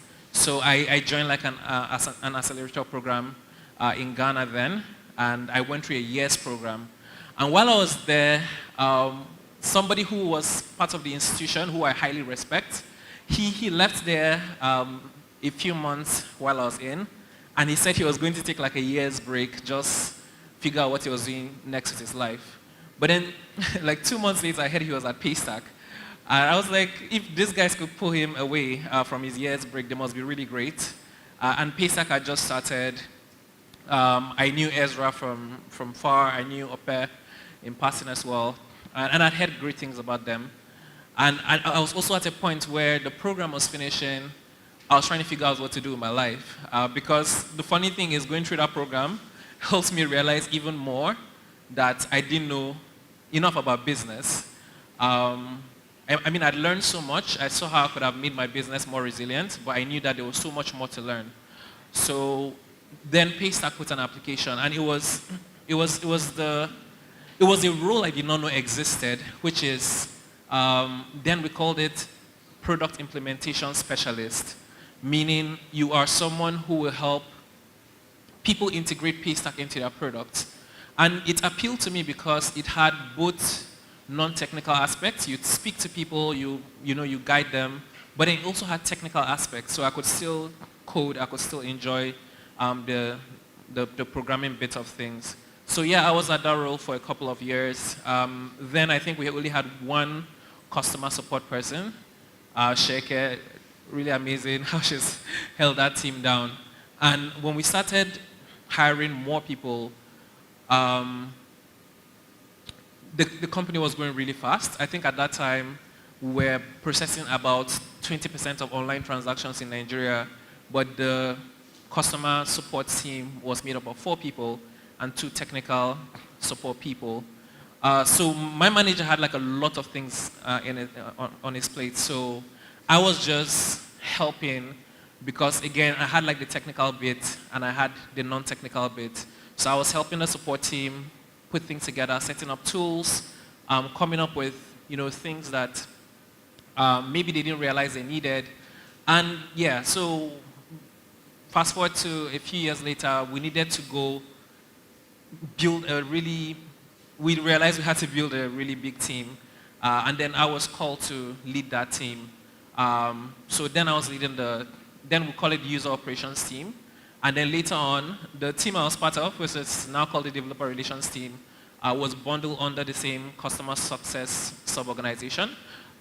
So yeah, and now today I'm leading both teams. Yeah. All right, thank you. Okay, I think I'll throw this question to you, Ademijo. And I think it's interesting that this is like the top voted question. So it says, what are alternative career paths for CX professionals outside of the CX department? Are you guys looking to leave your roles? Yeah, and how can the CX role prepare them for such roles? Thanks, Yami. Did I get a positive response when she asked the question? You want to leave your roles. Ha! All right. So, how would I answer this question? All of us in this room, we have a smartphone. We have different assistants that can help us to answer this question. But I'm not going to go any theoretical. Let us go practical. You didn't leave your homes to come and listen to any theory, right? One reality that I always have is that I don't own anything. Except my wife. All right. Nothing I can lay claim and say, this is mine. So there are no roles that you will see. I do tell my colleagues in the office, when they say, I came to your seat, I say, no, that's not my seat. It's not my seat. I'm just a temporary occupant, and this is just what I have to do today to remain relevant, bring value to my business, and to our shareholders.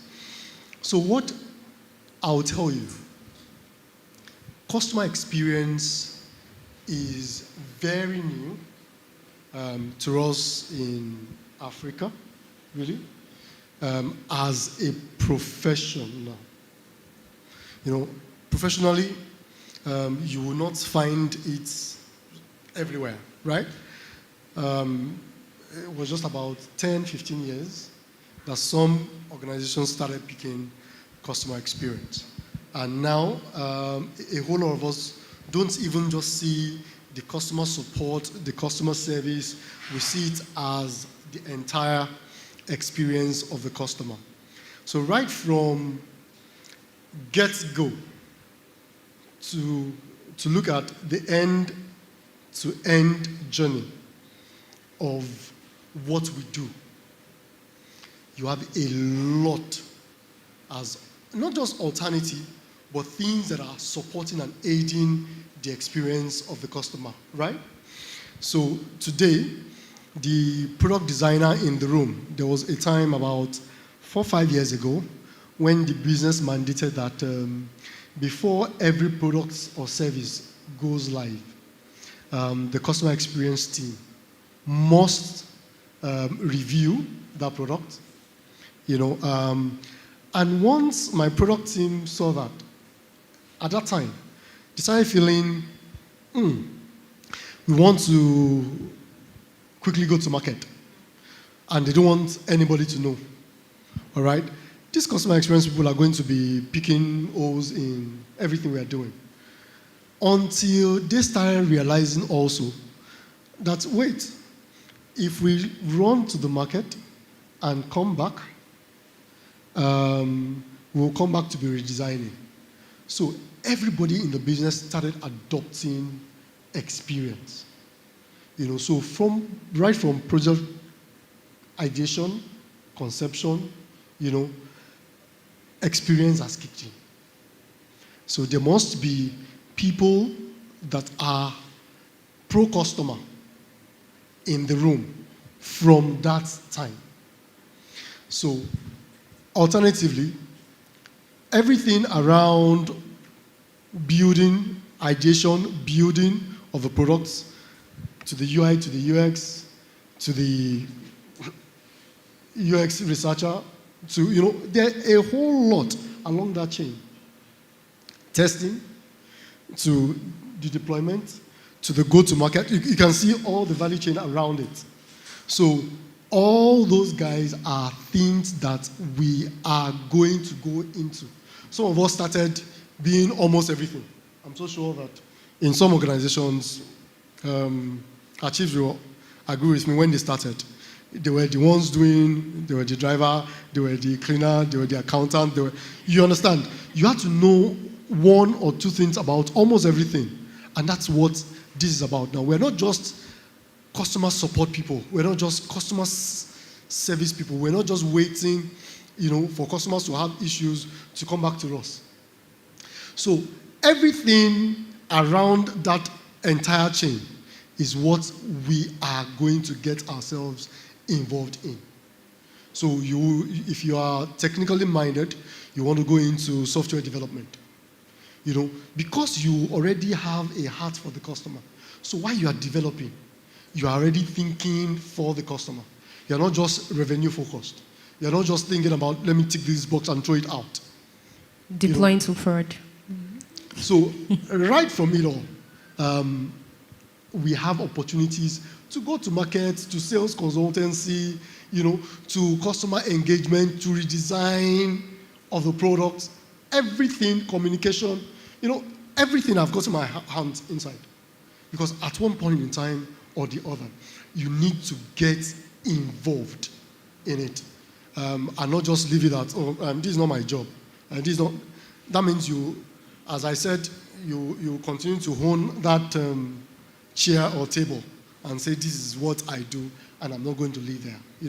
There's a whole lot of potentials in all of us that the organization is waiting for, the world out there are waiting for, for us to, for them to see, for them to have, for them to experience, for things to change, even in our polity. It's good that we have this number of people here this afternoon, from morning till now, listening to this.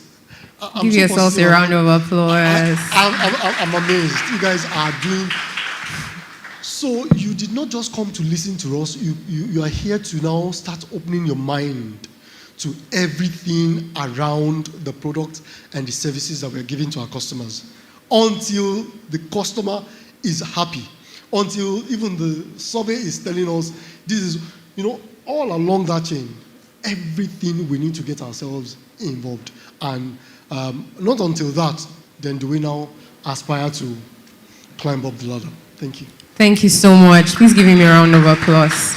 I think maybe just to also just summarize like what he has said, because I think he said quite a handful of nuggets if you were paying attention. And it's highlighting how that as a CX professional, you actually have the benefit of being involved in everything, right? Like in Cowrywise, we have CX people who are, interacting with product managers, with the engineers, with designers, with the CEO, with our growth team, right? Like they're everywhere, involved in everything.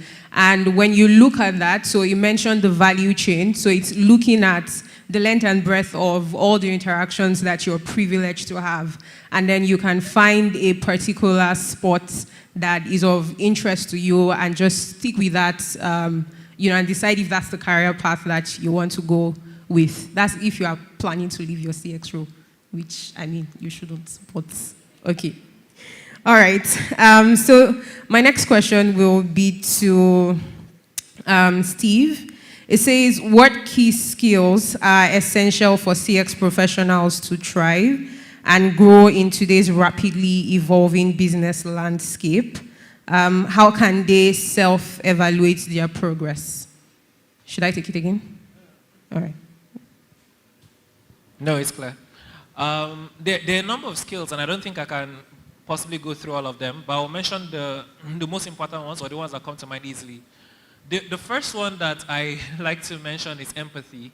And I don't really know if it's a skill or like a trait, but empathy is very important. And it's the ability to put yourself in that person's shoes. That person doesn't have to be right, but you understand that even though they are wrong, you understand why they think that way, or why they don't understand how it works behind the scenes because they didn't have the training, they don't have the experience. So empathy is very important because if you are not empathetic to the plight of your customer, then it's very hard for you to help them. Another one is curiosity. And I do wish more people in the field had curiosity. It's not enough to know that something doesn't work or you don't have that. Have you ever been curious to understand why are people asking for this? Or what are some ways that they can achieve the same thing even if it's not through pre-built tools that we made for them? Is there a way they can stitch this feature and this other tool and maybe this other third-party service and still achieve their goals, right? But you won't know that if you've not been curious. If all you do is get like a script or have a playbook and then you just stick to it without trying to improve on it or develop it, you're not going to have that. You're not going to be able to help people at the level that you should. Another one is the ability to, and I don't want to be taken wrong, but the ability to synthesize data. Now, I don't mean you need to be a data scientist, right? But one thing with data is that the more you know, the better it will be for you. But even if it's just, how will I put it? Even if it's just intuitive, that is, you are attending to several issues, you should be able to spot a common pattern if one exists, right? You should be able to see that at the level where this is happening, this requires another level of escalation.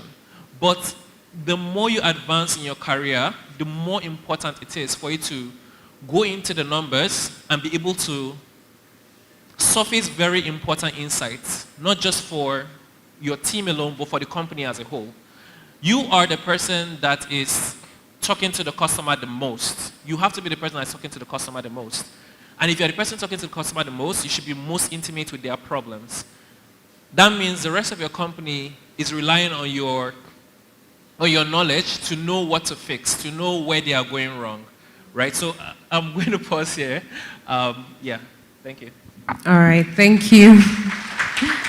Thank you for that. Okay, my next question is to you, Elizabeth.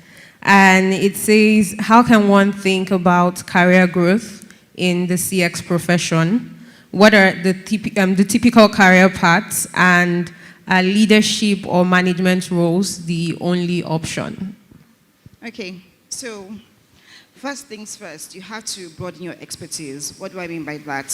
He has spoken about curiosity. I mentioned earlier also about asking questions. People say curiosity kills the cat. For me, I believe, and what I always tell people, curiosity actually improves or helps you grow, because if you don't ask the right questions, you remain on the same level. You are not growing. So broaden your expertise. If you see something wrong with a particular transaction, what do you do about it? If you see something wrong with a particular process, what do you do about it? If you're, as you say, someone that just sits back and says, they haven't given me the solution yet, you can't grow. So you find out, what can I do? There's so many things that happen on the CX floor, right? We have contact center, which most people are familiar with. We have data analytics. People that go into the system to say, okay, what did our customers come to us about today? Why are the numbers spiking? What's the cause of this issue? We have the people that support the frontline team members, especially when you have a lot of traffic in your space. So you have that also. Then you also have the, what I call the service recovery team. There's sometimes that you can, there's some situations where you cannot sort all your customers' issues, and you want people that are specialized in ensuring that that customer is taken care of, whether or not as a frontline you are weighed down with a lot of interactions to deal with at that time. That is within CX space. And then you have what we just created in my space, the product and process operations, for example. Those people are interested in the products. They go into the app every single day. What's wrong? Why can't the customer use this? Why can't the customer use that? It helps you collaborate. So you go into other departments to talk to them. But that's because you're interested in knowing the next step. If you're not interested in knowing the next step, you won't grow. You'll be stuck in your space where you are. So if you are someone that asks the right questions, you are in almost every engagement, you find out that every sub-team within the organization is interested in you. And the mandate we gave that team was, you are meant to be at the forefront of product development. Don't wait until the product is brought out and then we're saying, oh, the customer doesn't like this, customer doesn't like that. At the time they are building this product, somebody has to be there. And it's only someone that has shown an interest in product development that would be someone that you can send and say, these guys say they want to build a new investment platform. Let's go and look into that. Let's ensure that whatever they are building has the customer at the forefront of their process or their builds or their product development. That's that. And then, as I said earlier, in my own experience, I moved out of CX for a brief time. So people that want to move out briefly, right? I moved out briefly, but I was still looking at customers. I still wanted to find out how we can impact customers, and I went into compliance. I was interested in regulatory policies. I was always reading about it. So if you call me for something, I'll be like, but the consumer protection documents section, this was this. So it's about learning, ask questions, know about things outside your space. And then you go into compliance, you go into audit, you go into product development, you can become a product manager. I think someone's called, I think you're the one, right? That has moved from CX to product development. It's about what you're interested in. If you don't find out what you want to do, you realize that you are still in the same spot over time. But if you know what you want to do, first of all, get that, identify that thing, start growing your expertise in that sport, and then you get recognized. There's no way you are doing something different from every other person that you're not recognized. So you get recognized, and from there you start growing. And as you're growing and moving into different fields, I have people that have moved from CX to talents, people that have moved from CX to audits, CX to compliance, CX to fraud. You know, you are dealing with fraud issues, you know what is happening there, and you are engaging. There is no way people would know about you if you don't engage. So you need to engage, and from there you start growing. So you can grow, scale up, or you can grow sideways. It depends on what you want to do and how you have positioned yourself to get to that point. Thank you so much, Elizabeth. Okay, I think we'll just take one question and maybe just see it as like your closing, remark and encouragement to everyone here. Yeah, and it's, I think it's just speaking to challenges that people are likely to face in the CX profession, and then how they can, equip themselves to handle those challenges and just grow in their career. Elizabeth, you want to start first? Okay, so It's, for me, the challenges that most people face is, as I said, lack of visibility. You need to be visible. You can have all of the knowledge, you can have all of the information, but if you keep that with yourself, you would not scale up as much as you want to. So that's one of the major challenges, and I think I'll allow other people to speak to other points so we don't take too much time. But yes, lack of visibility can affect your growth in customer experience. One that I will say is, because the work is very tough and it's very reactive a lot of the time, it's hard to carve out time for your learning and development. Also, if you have been in the role for a while, it's quite easy to feel stuck. So most people, I will guess that's why they're looking for like other opportunities, because they feel like they're stuck. But the thing with customer experience, customer success, anything customer operation wise, is that because your customers, because their needs are infinite, it means that almost anything you learn could be applied in helping your organization get better, right? So for me, I would say I used to be a programmer, and that was very helpful to my progress, because I look at problems and I look at it with like a different viewpoints than maybe if I wasn't that. So I'm looking at tools, I'm looking at how can I extend the capabilities of these tools in a way that the authors maybe never even thought of, right? If earlier I mentioned data, right? You take a data course on Coursera or something, and then you will see how there are actually things out there in the world that people have done years ago that you can now apply to the same thing you have been doing and get very different, very remarkable results. So what I'll say is it's easy to feel stuck. Again, just be curious, right? If there's something that you know you don't know, then find that time, invest in yourself. It's not just for your company, it's for yourself, right? Apart from growing within the role, like she mentioned, you can grow sideways, you can move to another role if you think that's good for you. But even if you stay within your role, it's like having superpowers, right? It's like gathering the rings on Thanos, whatever. So the more you have, the more your ability to execute. Yeah, thank you. Thank you.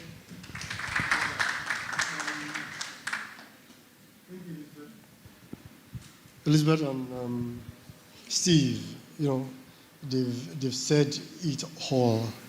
What I would just want to add, this week also is, I think, the mental health week, right? Yeah. So first, how do we see ourselves? Elizabeth talked about visibility. Steve talked about PDP, your personal development plan, right? No, not that PDP. Are you a PDP? Not that PDP. All right. But all in all, first, how do you see yourselves? I did mention earlier that a whole lot of us that were outside CX used to see CX as a call center, right? And it could be so derogatory.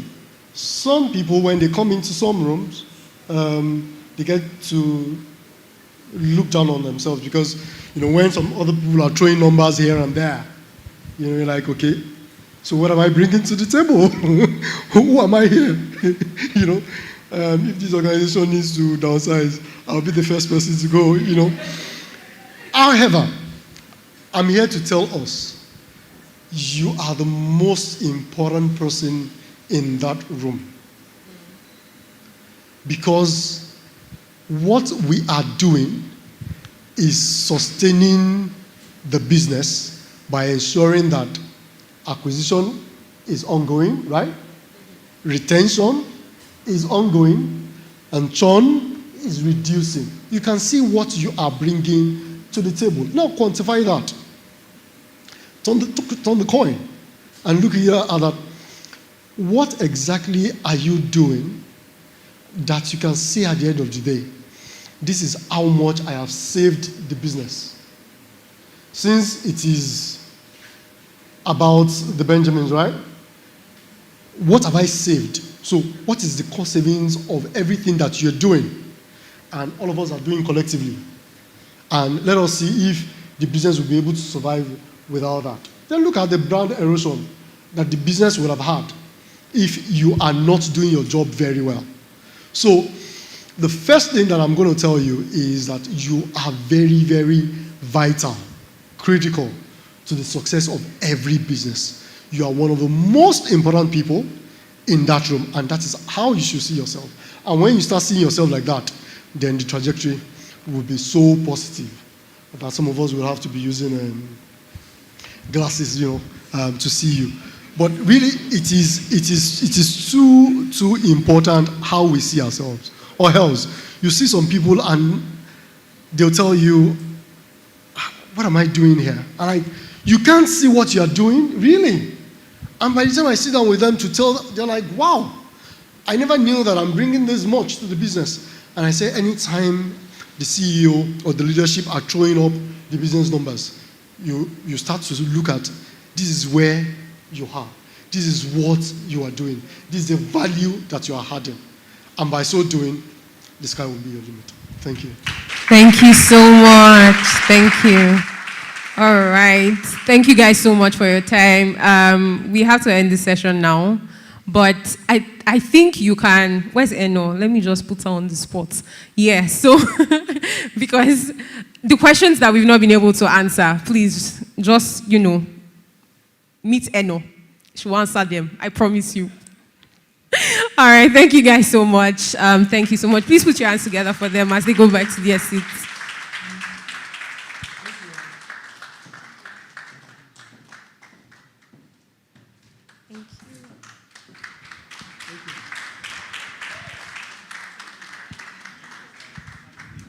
Amazing. Keep clapping, guys. Celebrate our professionals. It's not easy.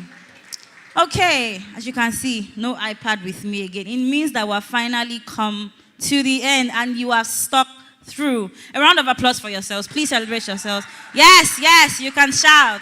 You're amazing. Well done. I hope you've had a great time so far, and I hope that you have learned something.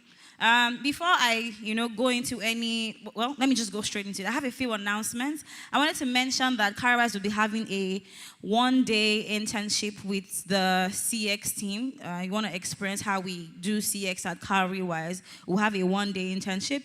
It's going to happen at the end of the month, and we will reach out to you via email. And if you already don't use Cowrywise, or maybe you just have it on your phone, today is the day. Open that app, invest, and save. Abi? It's the least we could do now. Did you not eat? You ate now. You ate and you ate. You get. Don't leave me. Okay, we've finally come to the end of CXCon. Yes, you can clap.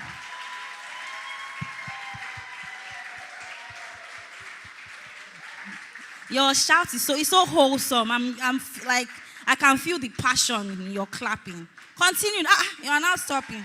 Don't stop now. Don't stop. Yeah.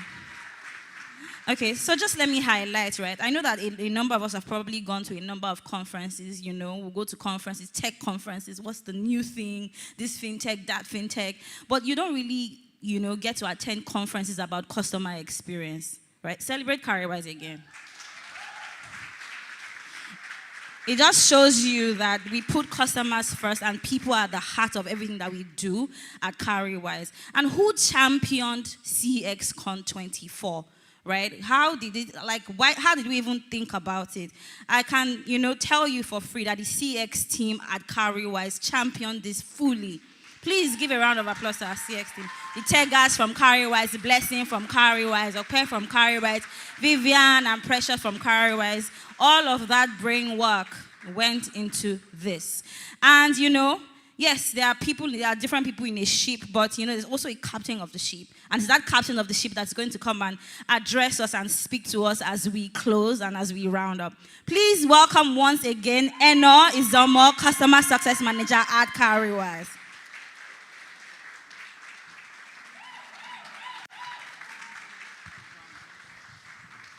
Good afternoon. Wow. We've been here for how many hours now? Thank you, guys. Put your hands together for yourselves. Have we had a good time today? Have we had a good time today? How's it been? Just say it out. One word. How's it been? Amazing. Awesome. Inspiring. Insightful. Amazing. Thank you very much. And we still have like the house full. Thank you for coming. Just like Coach said, this was championed by the CX team at Cowrywise. And I should mention, at Cowrywise, we have a 7-man team, right? 7-man team handling over 1 million customers. Put your hands together for this amazing team. Put your hands together for these beautiful, beautiful ladies that have held the fort of our customer experience, every day interacting with hundreds of thousands of customers. It's not easy. Sales professionals in the house, you know, right? Is it easy? But here, these guys do an amazing job holding the fort at Cowrywise. And I can imagine that you all do amazing jobs where you are. Just to wrap, I want to give a vote of thanks to my CEO and CTO. They are sitting there, they've hidden since. They're just sitting there coded. They are the brains behind Cowrywise. If you love Cowrywise, those are the brains behind it. Put your hands together for them. They gave me work now. Put your hands together. I don't want me to collect salary. All right. I want to thank all our speakers. We've had 13 amazing speakers here today. 13 talented people, 13 seasoned people come to speak with us, share their experiences with us. And it's all for free. We're not paying any of them. So please put your hands together. Put your hands together for them. It's not easy to leave your house on a Friday. They are working, they have jobs. They have their 9 to 5 that is paying them salary, but they took out time to come here and share.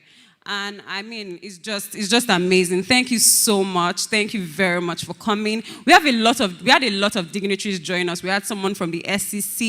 We had people from different organizations here represented, and we can but thank you. Thank you for coming. I hope you had a good time. I hope the lunch was good.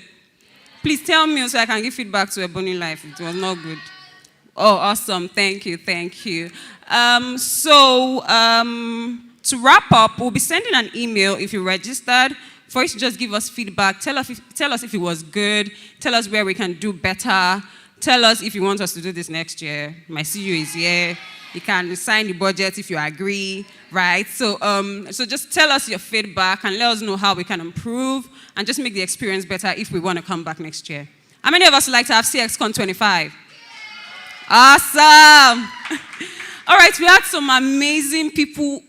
A lot of people joined us online, and I can't leave here. I can't hear you, bro. What did you say? You're not audible. I don't hear you. I can't hear you still. But yeah, I want to acknowledge the people that joined us virtually. Like over 1,000 people joined us virtually online today, and some of them are still around. So please put your hands together for our online audience. We'll try as much as possible to retain this video on YouTube, so you can go back, take notes, enjoy the sessions, and if you have any questions, you can leave a feedback on the YouTube or via the email we'll send to you, and we'll just take your feedback and improve on the session. Thank you very, very much for coming to CXCon 24. Hopefully see you at CXCon 25.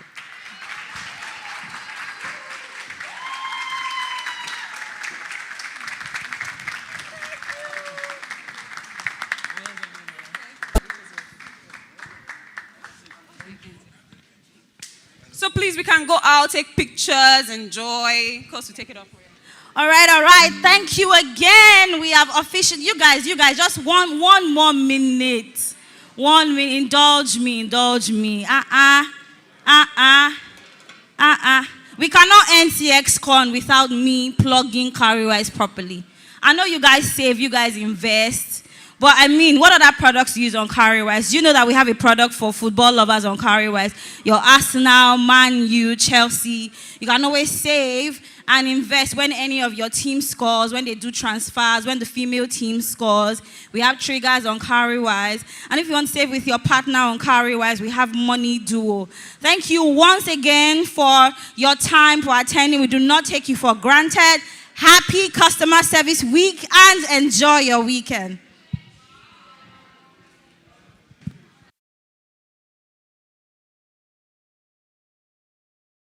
Amigos, ayer oncolos, Moncello, Cello, Monticello, Cello, shake it.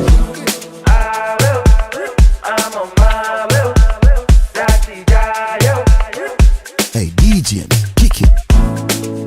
I know they want to see me fall, but I they stand fit, I know they follow. Won't pay me your mom, papa low. If you don't know, make you ask I do go. Bedu the body, I've been doing this in Dante. Ibanu jeo, koma se wasodowara. Whatever you do, hope say you they make the rubber. I don't get time for a holla, I dey Ibiza. I will, I'm on my way. That's in Jayo, Lale Friday, Ibiza. I'm on my way. That's in Jayo, Lale Friday. Everything's in a vanity.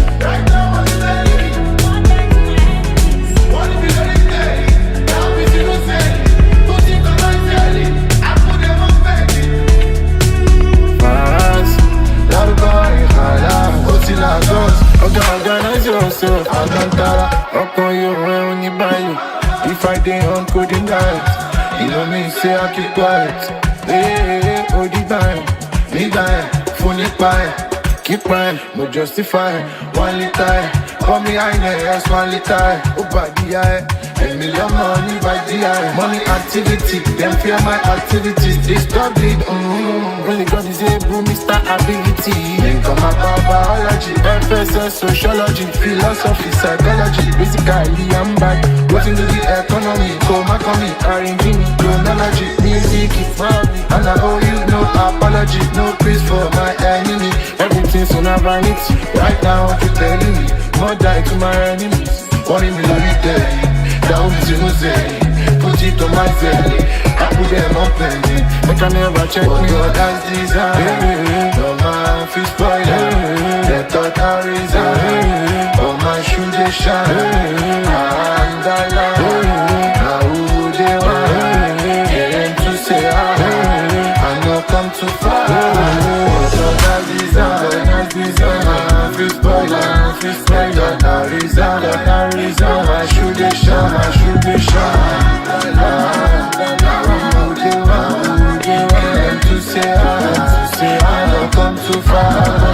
All I know is that when I dey cock, I hit and go. All I know is that when I been shoot, I hit oh. All I know is that when I dey cock, I hit and go. All they know is that when I